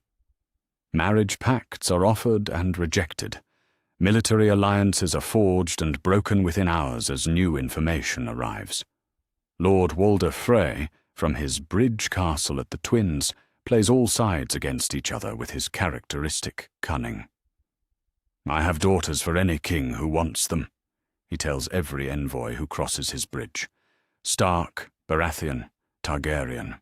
The color of the crown matters less than the gold in the treasury." But even as lords, scheme and armies march, the greatest prize remains beyond anyone's immediate reach. Jon Snow stands watch on the wall, unaware that half the continent prepares to fight in his name, while the other half seeks his destruction. At the inn at the crossroads, soldiers from different armies drink together in an uneasy truce born of exhaustion and confusion. A Stark man-at-arms shares ale with a Baratheon loyalist, while a Lannister scout listens to their conversation from a nearby table. "They say the Dragon Prince has wolf's blood in his veins," the Stark soldier mutters into his cup, "raised by the most honorable lord in Westeros, but born to the line of kings." "Makes him dangerous," replies the Baratheon man. "Dangerous to everyone who sits on a throne or wants to sit on one." The Lannister scout files the conversation away in his memory, another piece of intelligence to report to his commanders. The realm may be descending into chaos, but information remains the most valuable currency in the Game of Thrones. As dawn breaks over the Seven Kingdoms, the War of the Five Kings transforms into something far more complex and deadly.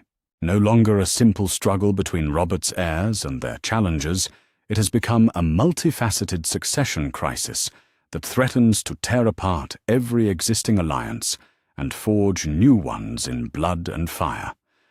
The bastard of Winterfell has become the most important man in Westeros without taking a single step south of the wall. His mere existence has reshaped the political landscape, and before the sun sets again, armies will clash in his name while others march to destroy him. The Game of Thrones has never been more deadly, and the stakes have never been higher.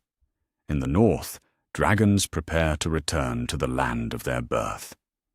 In the south, lions sharpen their claws for the hunt. And somewhere in between, the fate of the 7 kingdoms hangs in the balance, while a young man sworn to hold no crown unknowingly holds the key to them all. The ancient seat of House Targaryen rises from the grey waters of Blackwater Bay like a monument to dragon lords of old.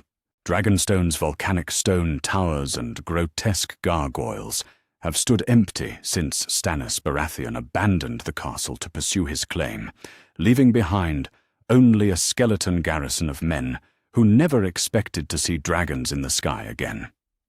But on this grey morning, as storm clouds gather over the narrow sea, 3 shapes emerge from the eastern horizon. At first, the guards mistake them for large seabirds wheeling through the salt spray. Then, the distant roar reaches their ears, and terror seizes their hearts as they recognize what approaches their shores.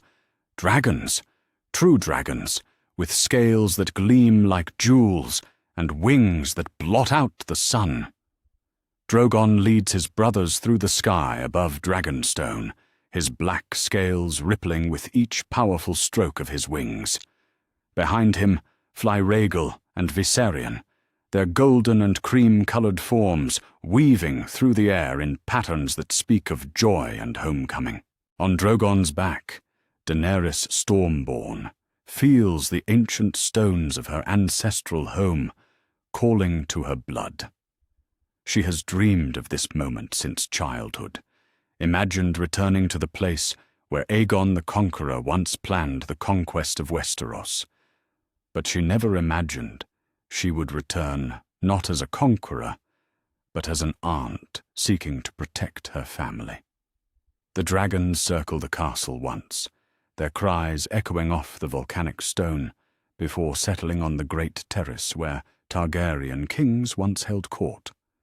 Servants and guards flee in terror as the 3 beasts fold their wings and fix their ancient eyes on the small woman who slides down from Drogon's back. "I am Daenerys Stormborn of House Targaryen," she declares to the handful of men brave enough to remain in her presence.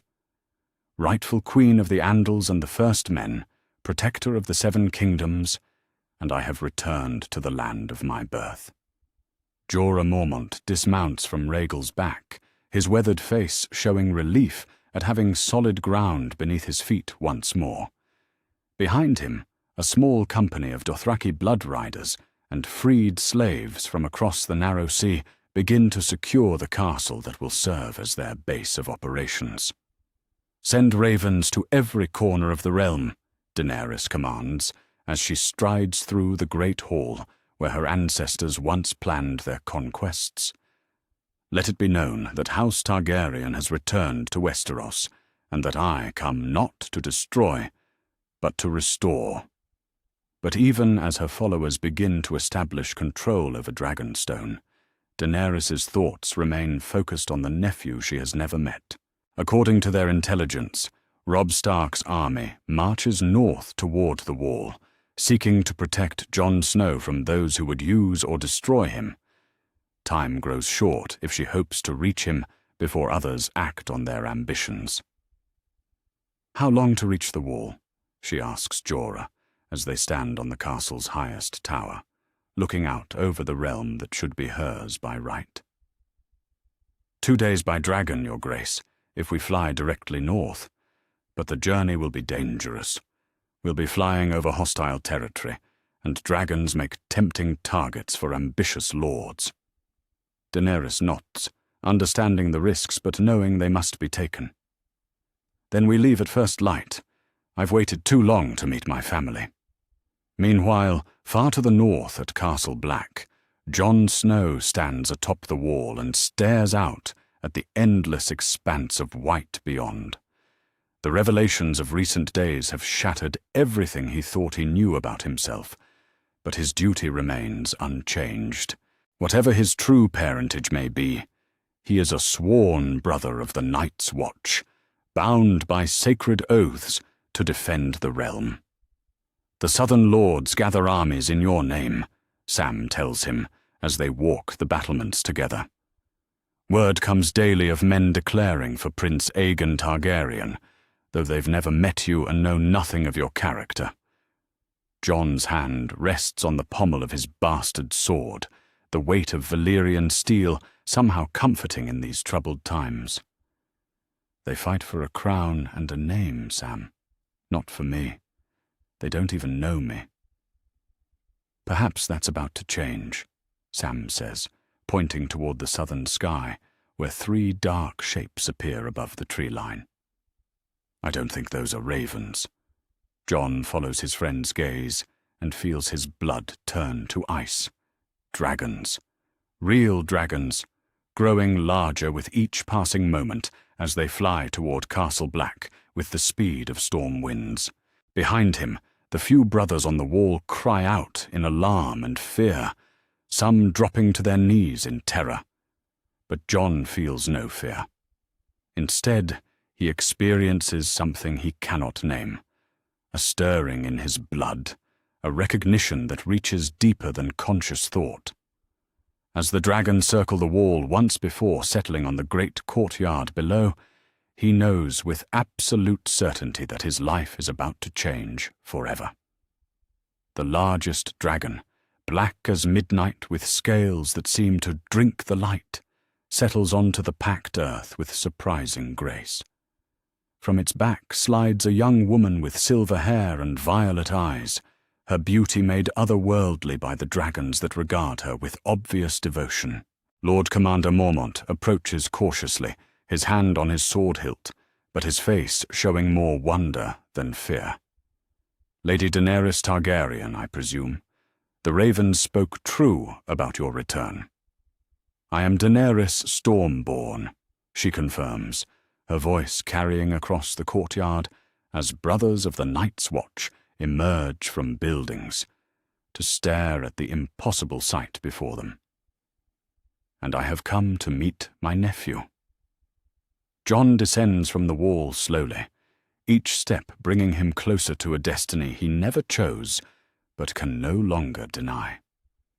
As he crosses the courtyard, the dragons turn their great heads to track his movement, their golden eyes studying him with an intensity that makes his skin burn. Daenerys watches him approach with equal intensity, seeing in his face the features of the brother she lost before his time. Rhaegar's noble bearing, Lyanna's fierce eyes, and something uniquely his own, a strength born of hardship and honor that no amount of royal blood could provide. Jon Snow, she says softly, as they stand face to face in the center of the courtyard. Or should I say, Prince Aegon Targaryen. Just Jon, he replies, his voice steady despite the chaos in his heart. I took the black willingly. Whatever I may have been born, I am a brother of the Night's Watch now.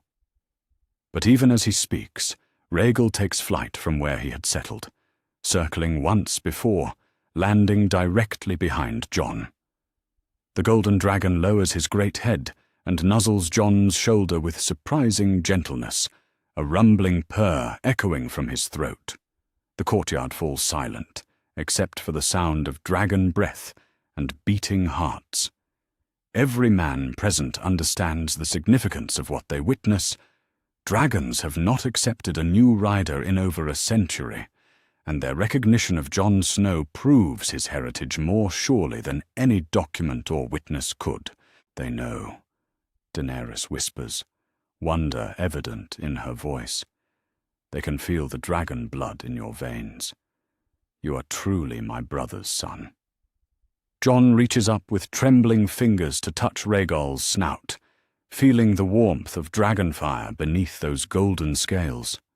For the first time in his life, he feels complete, as if a piece of his soul he never knew was missing has finally been restored. What does this mean? He asks, though he already suspects the answer will change everything. It means you are not alone, Daenerys replies, stepping closer until they stand side by side beneath the shadow of dragon wings.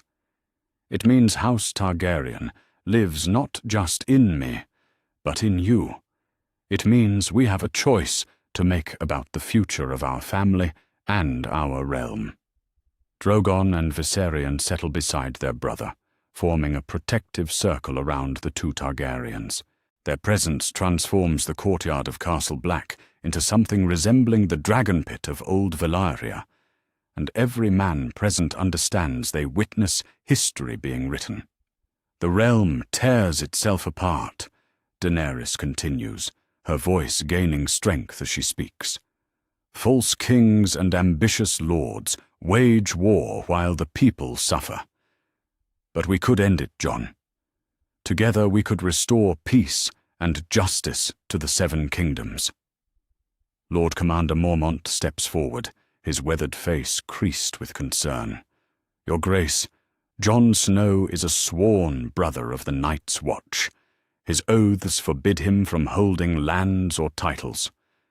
Oaths sworn to protect a realm that would see him destroyed for the accident of his birth?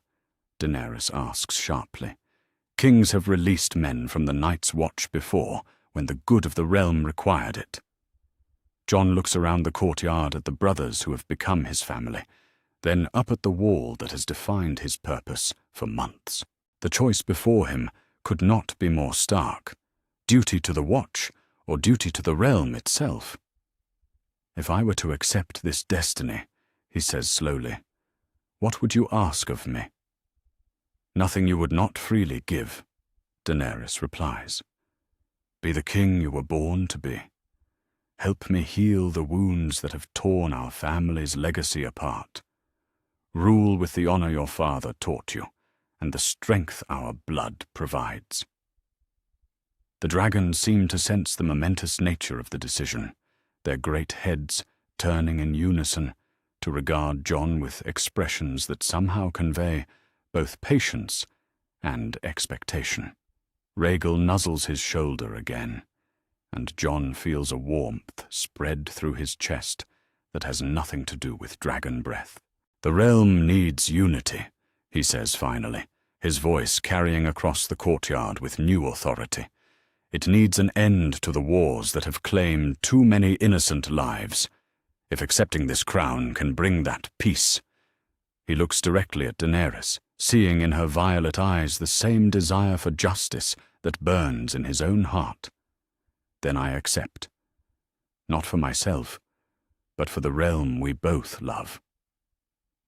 The dragons roar as one, their cries echoing off the wall and carrying across the northern landscape like a declaration of war.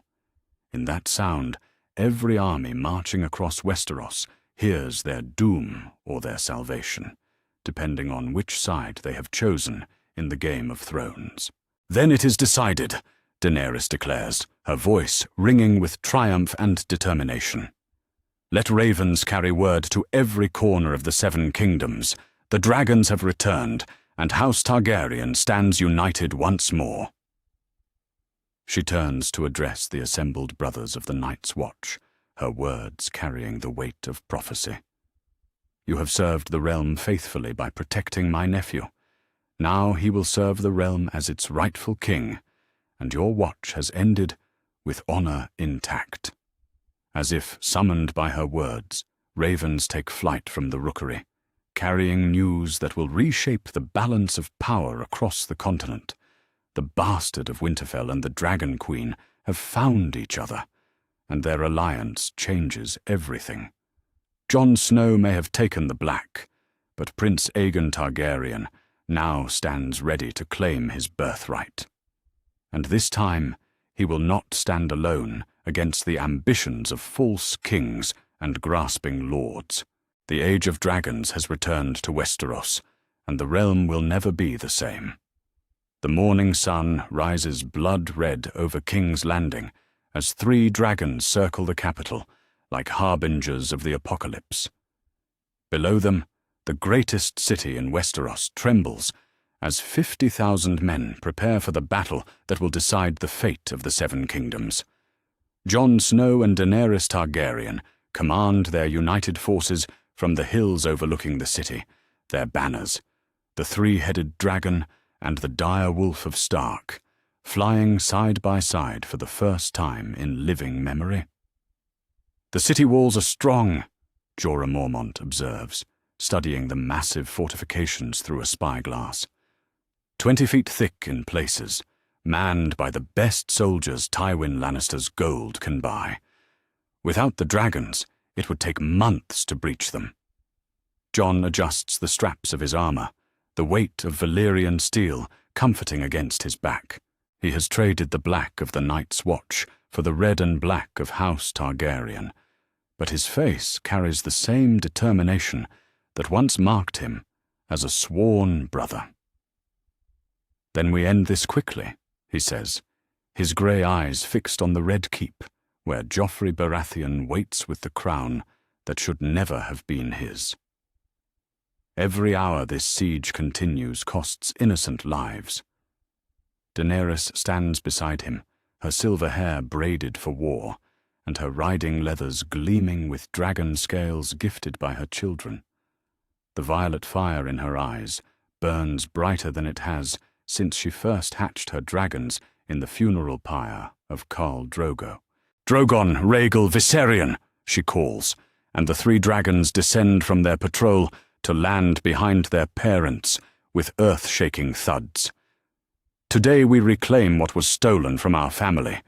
Today we bring fire and blood to those who would murder children for crowns they never deserved." The signal horn echoes across the hills as the Targaryen host begins its final approach to King's Landing. Northern cavalry charges down the slopes, while Dothraki screamers wheel around the city's flanks. The sound of marching feet and clattering steel fills the air as the largest army assembled since Robert's rebellion closes in on the capital.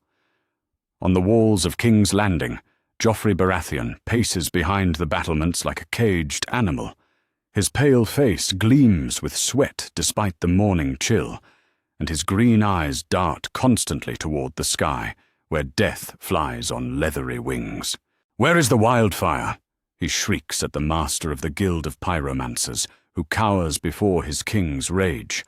"You promised me enough fire to burn dragons from the sky." "Your Grace," the man stammers, "we have prepared the caches as you commanded, but dragons are creatures of fire. They may not be harmed by flames that would destroy ordinary beasts." Joffrey backhands the pyromancer with enough force to send him sprawling. "They're still flesh and blood. They can still burn." Below in the city, Cersei Lannister stands in the throne room of the Red Keep, her golden hair falling loose around her shoulders as she stares at the Iron Throne that has cost her family so much blood. Around her, the remaining members of the small council argue about surrender terms while she remains silent, her mind focused on darker possibilities. Jaime enters the throne room in full armor, his golden hand gleaming in the light from the high windows. "Sister, the dragons approach the outer walls. If we're going to negotiate—" "There will be no negotiations," Cersei interrupts, her voice carrying the cold finality of winter. "I will not see my son dragged from his throne to face the executioner's block. If we cannot hold the city—" She doesn't finish the sentence, but Jaime reads the implications in her emerald eyes. His stomach turns as he realizes what she's planning. "Cersei, you can't be considering. The Mad King's wildfire caches still lie beneath the city," she says quietly, so only he can hear. "Enough to reduce King's Landing to ash and bone. If Joffrey falls, if our family's power dies, then let the city die with it." Outside the city walls, the first clash of arms echoes across the battlefield as Stark cavalry smashes into Lannister pikemen.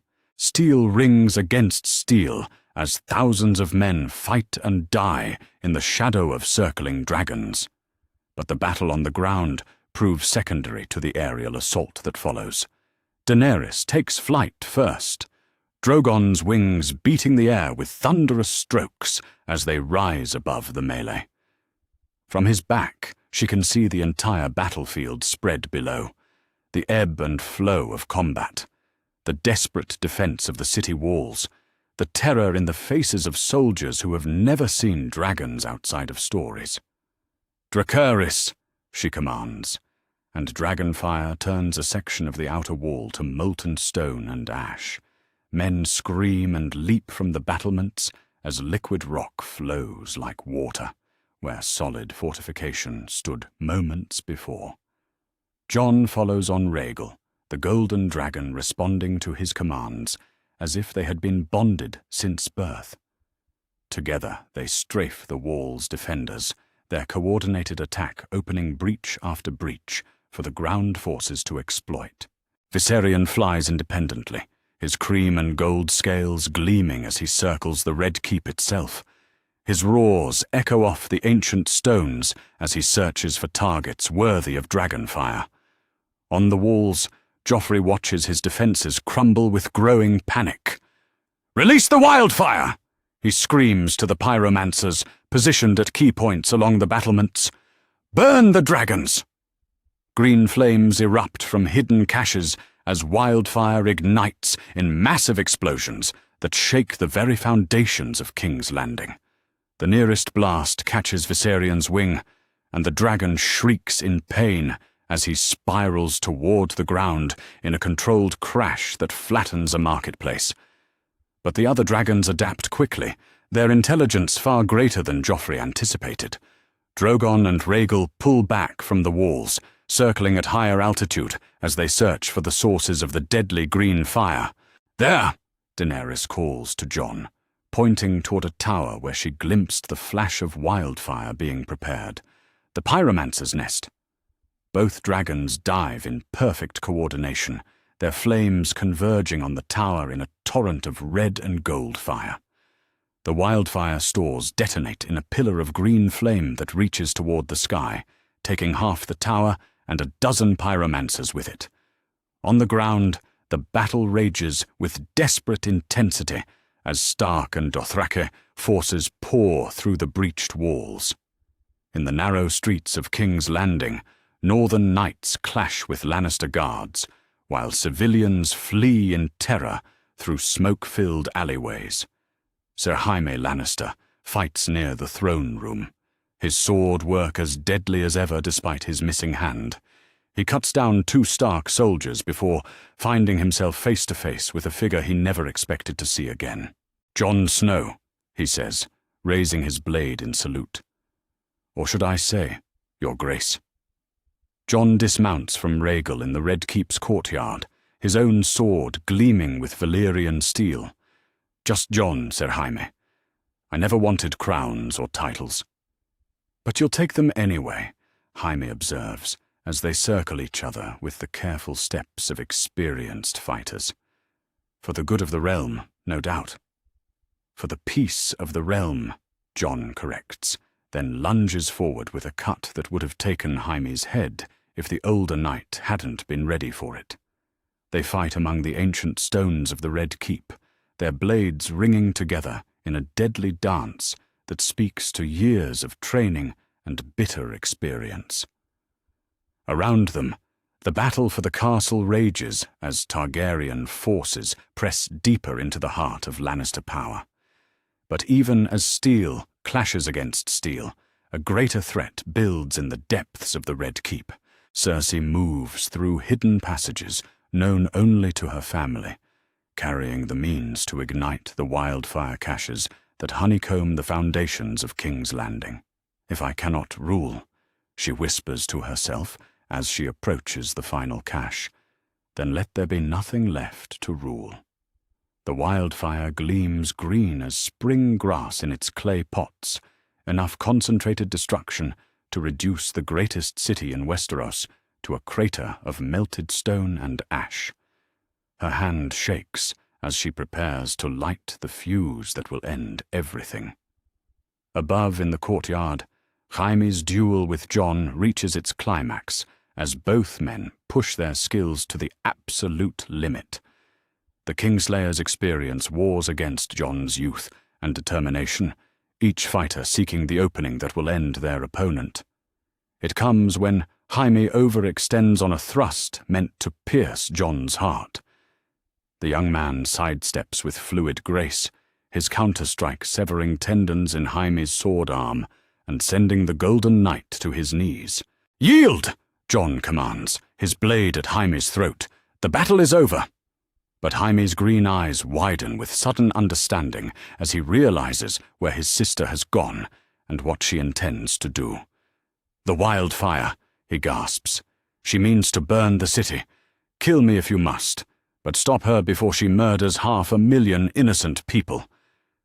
Jon's face goes pale as he grasps the implications. Without another word, he sprints toward the entrance to the Red Keep's lower levels, leaving Jaime alive in his haste to prevent catastrophe. In the depths of the castle, Cersei kneels before the final wildfire cache with a torch in her trembling hands. The green flames dance hypnotically as she prepares to complete her ultimate revenge against those who would steal her family's power. "Mother, stop!" She turns to find Joffrey standing in the entrance to the chamber, his crown askew and his royal robes torn from the fighting above. Blood stains his pale hands, though whether it's his own or belongs to his enemies remains unclear. "My sweet boy," she breathes, lowering the torch slightly. "I thought you were still fighting on the walls." "The walls have fallen," he says simply. "The dragons have won. But that doesn't mean we have to burn with them."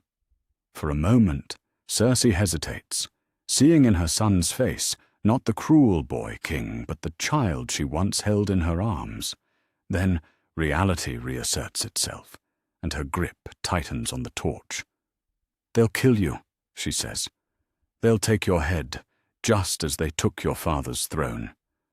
I won't let them have that satisfaction." "Maybe," Joffrey agrees. "But burning 1,000,000 people won't change that. It will just make us the monsters they already think we are." The standoff continues for heartbeats that feel like hours, mother and son facing each other in the green glow of enough wildfire to destroy a city. Around them, the sounds of battle grow closer as Targaryen forces secure the Red Keep room by room. "Please," Joffrey says quietly, "let me die as a king, not as the boy who burned King's Landing." Cersei looks at her son for a long moment, then slowly sets down the torch without lighting the fuse. The wildfire remains unignited, its deadly potential unrealized as she chooses love over vengeance. "Then we surrender," she whispers. "We surrender and hope they remember mercy." Above them, Jon Snow emerges into the throne room, where Daenerys already waits beside the Iron Throne. The twisted mass of swords gleams in the light from the high windows, and for the first time in months, the great hall stands empty of conflict. "It's over," Daenerys says as Jon approaches. "The city is ours, and the realm is ours to rebuild." Through the tall windows, they can see smoke rising from various points throughout King's Landing, where the battle still rages in isolated pockets. But the great gates stand open, the walls lie breached, and the dragons perch victorious on the towers of the Red Keep. The boy king who discovered Jon Snow's true parentage has fallen at last, and with him dies the charade that has held the Iron Throne for less than a year. The dragons have returned to Westeros not as conquerors, but as liberators, and the realm will never be the same. But victory always comes with a price, and the true cost of this war has yet to be counted. In the aftermath of fire and blood, Jon and Daenerys must decide what kind of rulers they will become and what kind of kingdom they will build from the ashes of the old. The throne room of the Red Keep fills with smoke from the burning city as Jon Snow stands before the Iron Throne for the first time as its rightful claimant. The twisted mass of swords gleams dully in the grey light filtering through the high windows, each blade a reminder of the violence that forged this seat of power and the fresh blood spilled to reclaim it. Daenerys walks beside him through the great hall, her boots echoing off the ancient stones as they survey the aftermath of their victory. Bodies lie scattered across the floor where the final defense of the throne room took place. Lannister guards who died fighting for a crown they knew was built on lies, and Targaryen soldiers who fell securing justice for wrongs committed in darkness. 50,000 dead, she says quietly, her violet eyes reflecting the weight of command that no songs or stories can prepare a ruler to bear. 50,000 souls lost, so that 2 children could sit on thrones they never earned. Jon moves to one of the tall windows and looks out over King's Landing, where smoke still rises from a dozen fires across the city. The dragon assault broke the walls and shattered organized resistance, but the cost in innocent lives weighs heavier on his conscience than all the enemy soldiers combined. The pyromancer's wildfire took down half the Sept of Baelor, he reports, his voice carrying the exhaustion of a man who has seen too much death in too short a time. 300 civilians died when the building collapsed, families who had nothing to do with crowns or politics. The great doors to the throne room open with a groan of ancient hinges, and Ser Jorah Mormont enters with a line of prisoners in chains.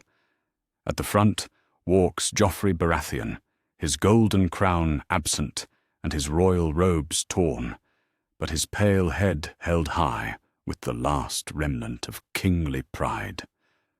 Behind him comes Cersei Lannister, her golden hair tangled with ash, and her green eyes fierce with unrepentant defiance. Jaime walks beside his sister without restraints, his cooperation in preventing the wildfire catastrophe having earned him a measure of trust from his captors. "Your Grace," Jorah says, bowing to both Jon and Daenerys with equal respect. "The prisoners you requested. The small council members who survived have asked for terms of surrender." Jon turns from the window to face the boy who caused this war through his discovery of a truth that should have remained buried. Joffrey meets his gaze without flinching, and for the first time, Jon sees not the cruel child who delighted in suffering, but a young man facing his own mortality with something approaching courage. "Joffrey Baratheon," Jon says formally, his voice carrying across the throne room with the authority of dragons. "You stand accused of usurping the Iron Throne, ordering the murder of innocent children, and waging war against the rightful heirs to House Targaryen. How do you answer these charges?" The boy king straightens his shoulders and lifts his chin in defiance. "I answer that I am the true-born son of Robert Baratheon, crowned by the grace of gods and the acclamation of lords. If that makes me a usurper in your eyes, then so be it. You know the truth of your parentage," Daenerys interjects, her voice carrying the controlled fury of dragonfire, barely held in check. "Your true father stands beside your mother, and your claim rests on lies, told to protect a dynasty built on murder." "Perhaps," Joffrey concedes with surprising honesty. "But I wore the crown, and I tried to rule as I thought a king should rule. If that was not enough, then history will judge me as it judges all failed kings." Jon studies the young man's face, searching for the cruelty that defined his brief reign, but finding instead a strange dignity in the face of certain death. The revelation about Jon's parentage may have started this war, but Joffrey's choices shaped its course and cost. "The penalty for usurpation is death," Jon says slowly, each word carrying the weight of absolute judgment. "But you are little more than a boy, raised to believe lies and thrust into power you were never prepared to wield." "Mercy, Your Grace?" Joffrey asks, though his tone suggests he expects none. Jon looks to Daenerys, reading in her violet eyes the same struggle between justice and mercy that tears at his own heart. They could execute this boy and call it justice, or they could show the realm that dragons have returned, not to destroy, but to heal. The Night's Watch, Jon says finally. Take the black, renounce all claims to lands and titles, and spend your life defending the realm you once ruled poorly. Serve with honor, and die in service to something greater than yourself. The proposition clearly surprises Joffrey, who had expected either the headsman's axe or perhaps exile across the narrow sea. The wall? The wall, Jon confirms, where boys become men, and where you might learn what it truly means to protect people instead of ruling them. Cersei steps forward, her chains clinking as she moves to place herself between the dragons and her son. And what of me, your grace? What mercy do you offer the mother who would have burned a city to save her child? Her question hangs in the air like the smoke that still rises from King's Landing. Jon remembers Jaime's warning about the wildfire, remembers the terror in the knight's voice as he spoke of 500,000 innocent deaths. You will stand trial before a court of your peers, Daenerys answers before Jon can respond. Lords from every corner of the 7 kingdoms will hear evidence of your crimes and decide your fate according to the laws of gods and men. A trial, Cersei laughs, the sound carrying no humor, but rather the bitterness of a woman who has lost everything. How civilized. How merciful. Jaime speaks for the first time since entering the throne room, his voice carrying the weight of a man who has watched his family's power crumble in the span of hours. I formally request to speak for the defense, Your Grace. Whatever my sister's crimes, she acted from love of her children.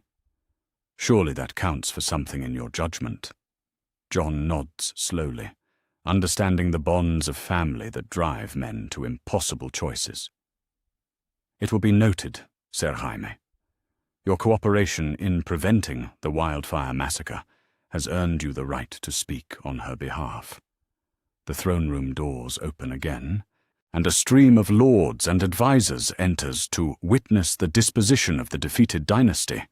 Among them walks Tyrion Lannister, his face grave as he surveys the ruins of his family's ambitions.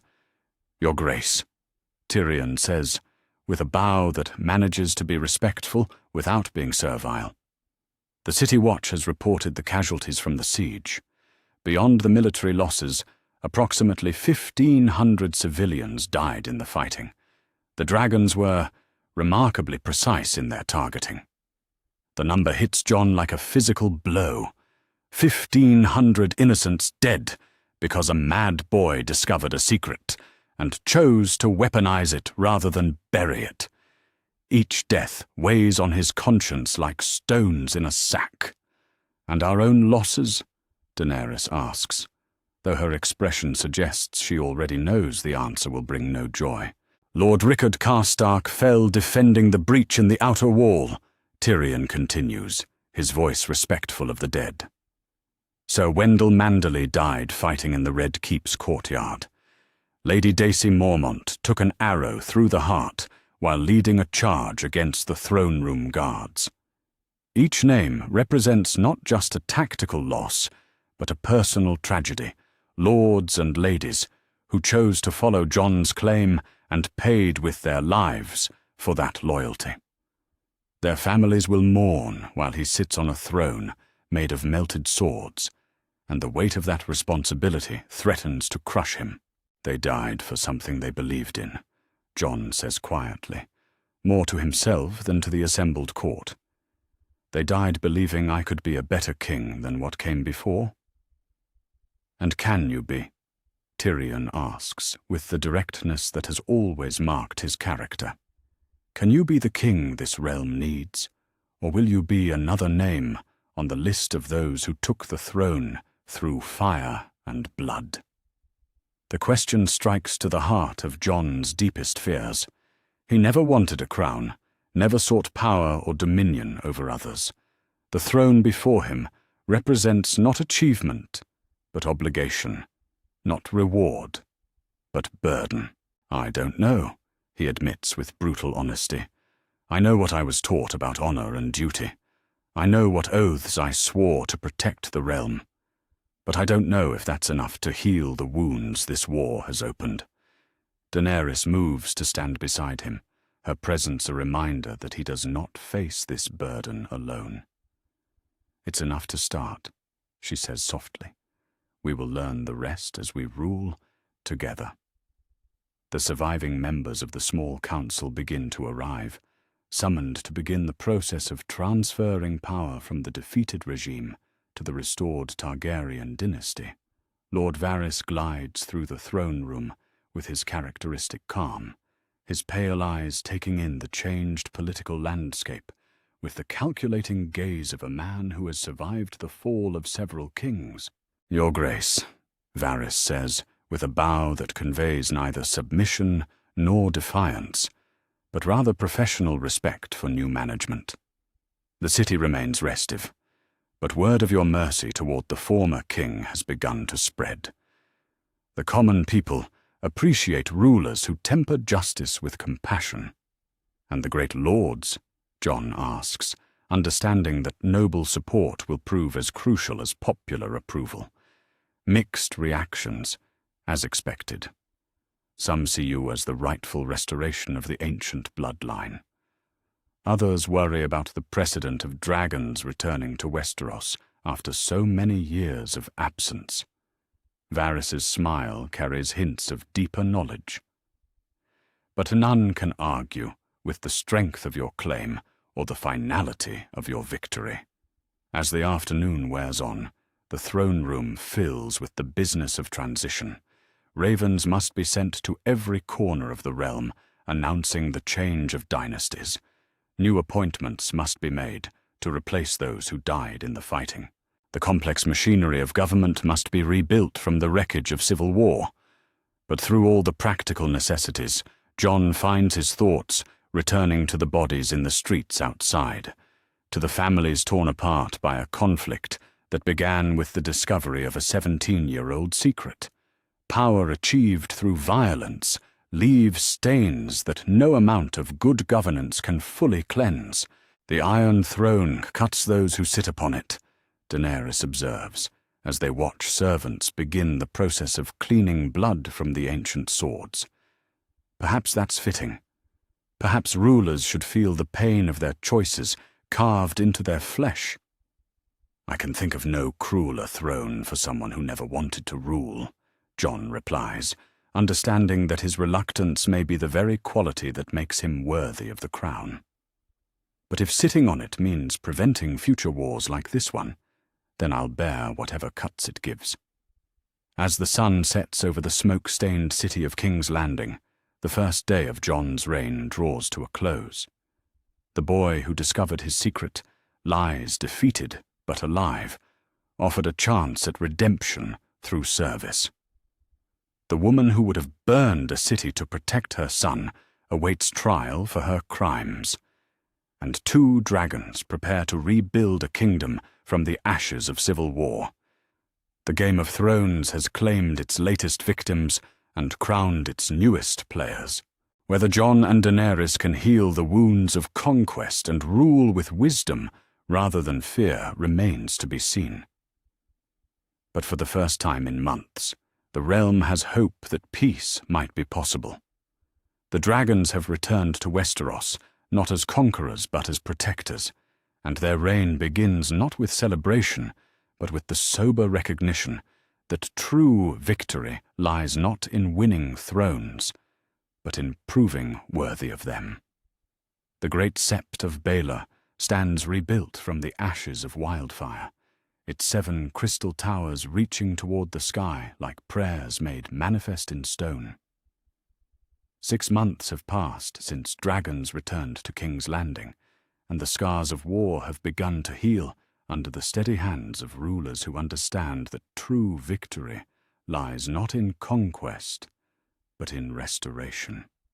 Jon Snow walks through the sept's corridors in the early morning light, his footsteps echoing off marble floors still fresh from the mason's tools.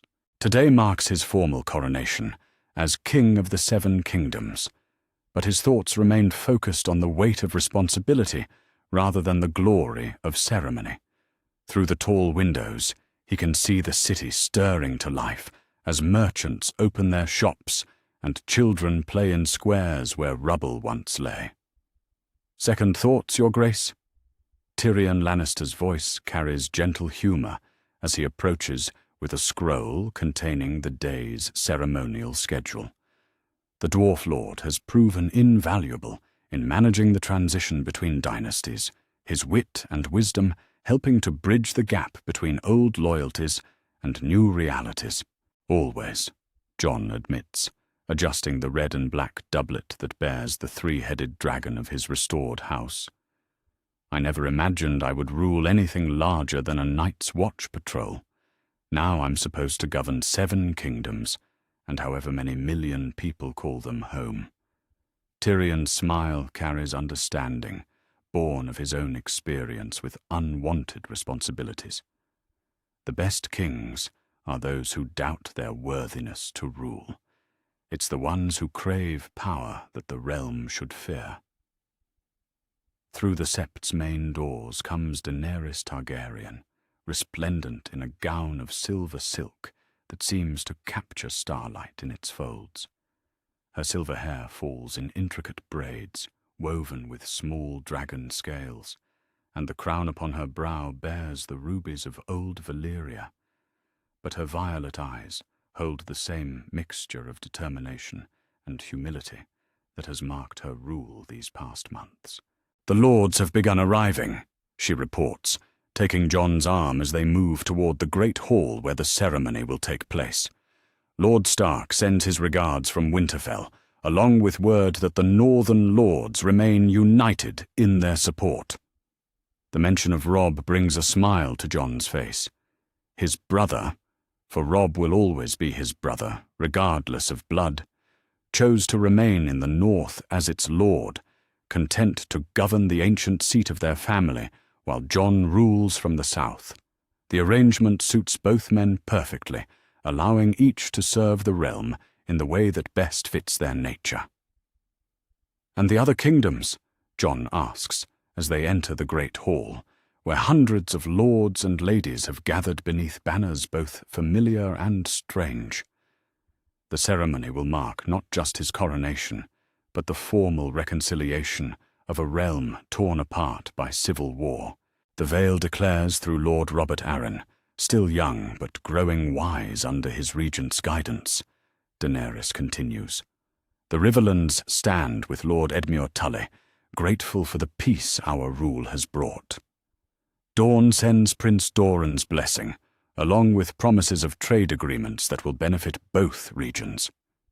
She pauses as they reach the steps leading up to the twin thrones that have been installed where the Iron Throne once sat. The twisted mass of swords was melted down within days of their victory, its metal forged into more practical tools for rebuilding. In its place stand 2 seats of carved stone, elegant but not ostentatious, designed for rulers who serve rather than reign in isolated majesty. The Reach pledges loyalty through Lord Mace Tyrell, though I suspect his daughter Margaery remains more interested in commerce than crowns these days, Daenerys adds with a slight smile. The Stormlands accept our rule through Lord Stannis, who has proven surprisingly effective as Master of Laws. The irony of Stannis Baratheon serving the dragons he once opposed is not lost on Jon. But the former claimant's rigid sense of duty has made him invaluable in establishing the legal frameworks needed for effective governance. His appointment to the small council demonstrates the new dynasty's commitment to competence over loyalty. "And the Westerlands?" Jon asks, knowing this answer will be the most complex. "Lord Tyrion speaks for his family's lands, with Sir Jaime serving as Lord Commander of the reformed King's Guard," Daenerys replies. "It's a practical arrangement that allows the Lannisters to maintain their dignity while ensuring their future loyalty."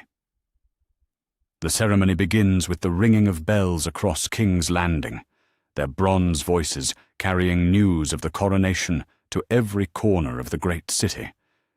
As Jon and Daenerys take their places before the assembled lords, 3 dragons circle overhead, their shadows passing across the sept's crystal roof like blessings from the old gods of Valyria. The High Septon steps forward, his crystal crown catching the morning light as he addresses the gathered nobility. "Lords and ladies of the 7 kingdoms," he declares, his voice carrying to every corner of the great hall, "we gather today not to crown conquerors, but to acknowledge servants, not to celebrate the end of one dynasty, but the restoration of another that will serve with wisdom and justice." Jon kneels before the aged Septon, feeling the weight of history as the crown of Aegon, the conqueror, settles upon his brow. The gold feels heavier than any steel helm he has worn, but the responsibility it represents feels familiar, the same duty to protect and serve that once drove him to take the Black and defend the Wall. Rise Aegon of House Targaryen, 6th of his name, King of the Andals, the Rhoynar, and the First Men, protector of the 7 kingdoms, the High Septon intones. May your reign bring peace to the realm and justice to all who call it home. Daenerys kneels beside him as the Septon places a second crown upon her silver hair. Rise, Daenerys of House Targaryen, Queen of the 7 kingdoms, Mother of dragons, Breaker of chains. May you rule with compassion and strength, wisdom and mercy. The great hall erupts in cheers as the assembled lords acclaim their new monarchs. But Jon's attention focuses on individual faces in the crowd, men and women who lost family in the wars, who watched their homes burn and their children suffer while kings played games with their lives. Their approval means more than any ceremony or crown. After the formal coronation, the real work begins. In the rebuilt small council chamber, Jon and Daenerys meet with their advisors to discuss the ongoing reconstruction efforts that will define their early reign. Maps of the 7 kingdoms cover the Great Table, marked with symbols showing progress in different regions. The harbour reconstruction proceeds ahead of schedule, reports Lord Davos Seaworth, now serving as Master of Ships. The new docks will handle twice the trade volume of the old ones, and the harbour defences should deter any future attacks from the sea. What of the food situation? Daenerys asks, understanding that hungry people rarely remain peaceful, regardless of who wears the crown. "Better than expected, Your Grace," replies Sam Tarly, whose appointment as Grand Maester raised eyebrows among traditionalists, but pleased those who value competence over birth. The northern harvests were strong, and trade with the free cities has resumed. We should avoid the famines that often follow civil wars.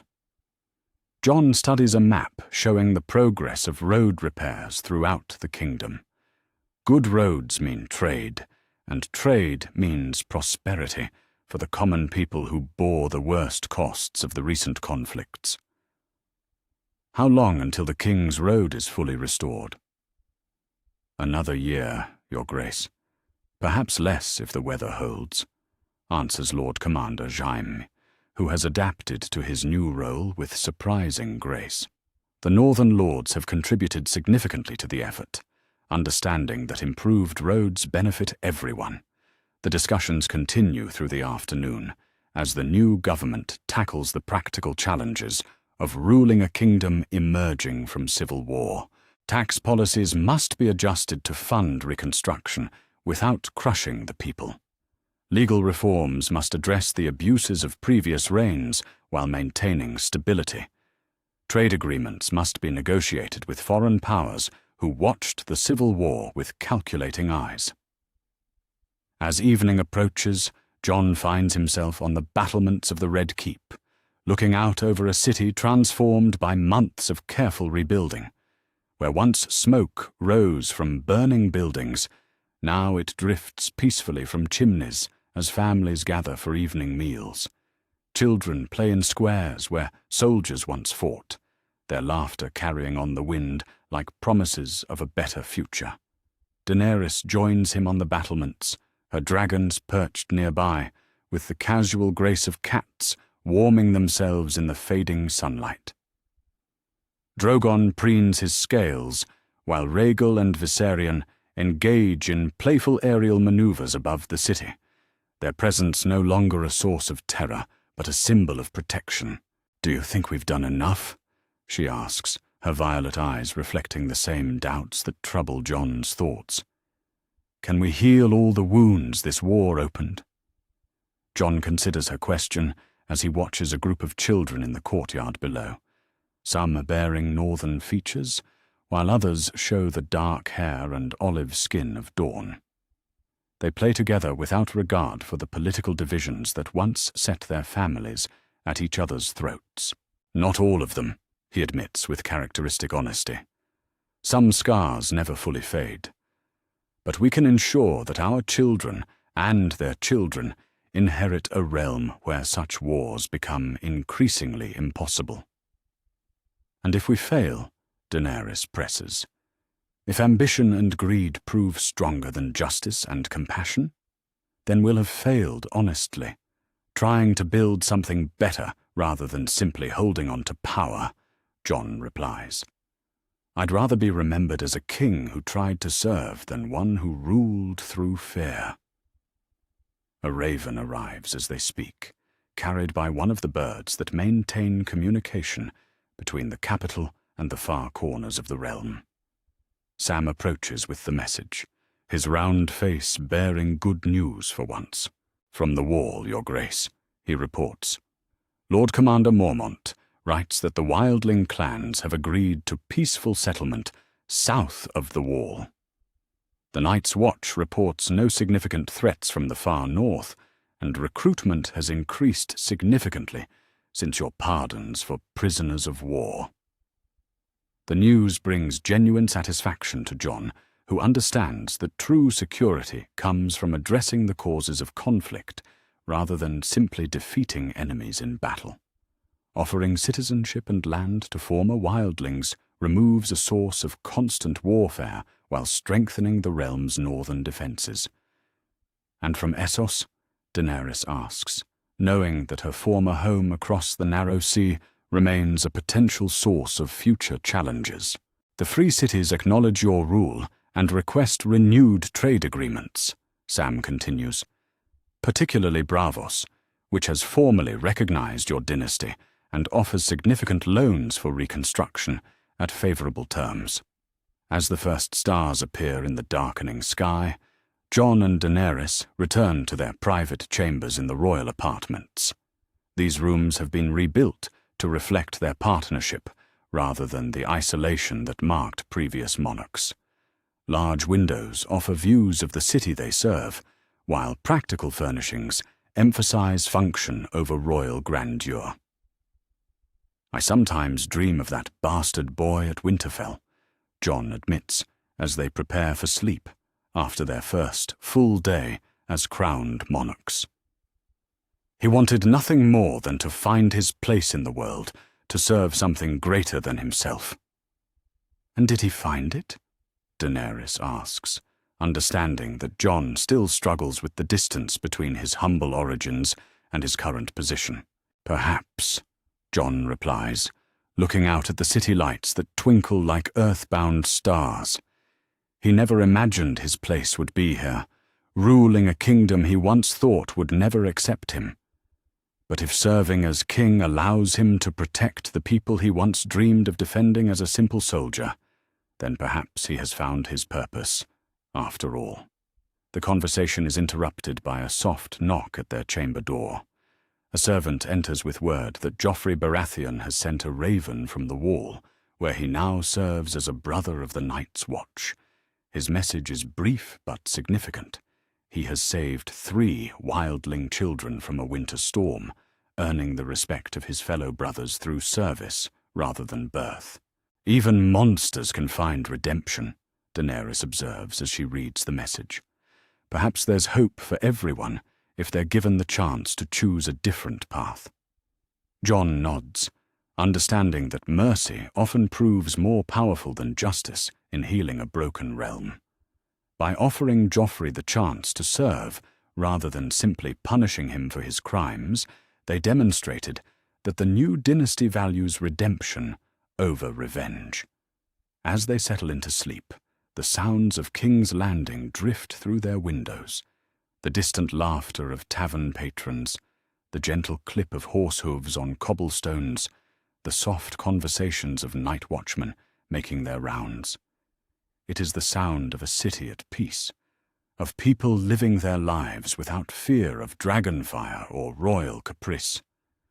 The reign of Aegon VI and Queen Daenerys has begun not with conquest, but with restoration, not with fear, but with hope. The Game of Thrones may never truly end, but for now, at least, it is being played by rulers who understand that the goal should be service rather than domination, protection rather than power. In the months and years to come, there will be new challenges and new threats to face. Ambitious lords will test the limits of royal authority, neighboring kingdoms will probe for weakness, and the eternal human desires for power and wealth will create fresh conflicts. But the foundation has been laid for a different kind of rule, one built on the understanding that true strength comes from serving others rather than ruling over them. The dragons have returned to Westeros not as conquerors but as guardians, and their reign offers the hope that peace and justice might yet triumph over the endless cycles of ambition and war that have defined the Game of Thrones for far too long. That's our theory. Westeros is a land filled with exciting stories and possibilities, and we love exploring them. If you want to accompany us on this journey across the Seven Kingdoms and beyond, then please like, share, and subscribe to our channel.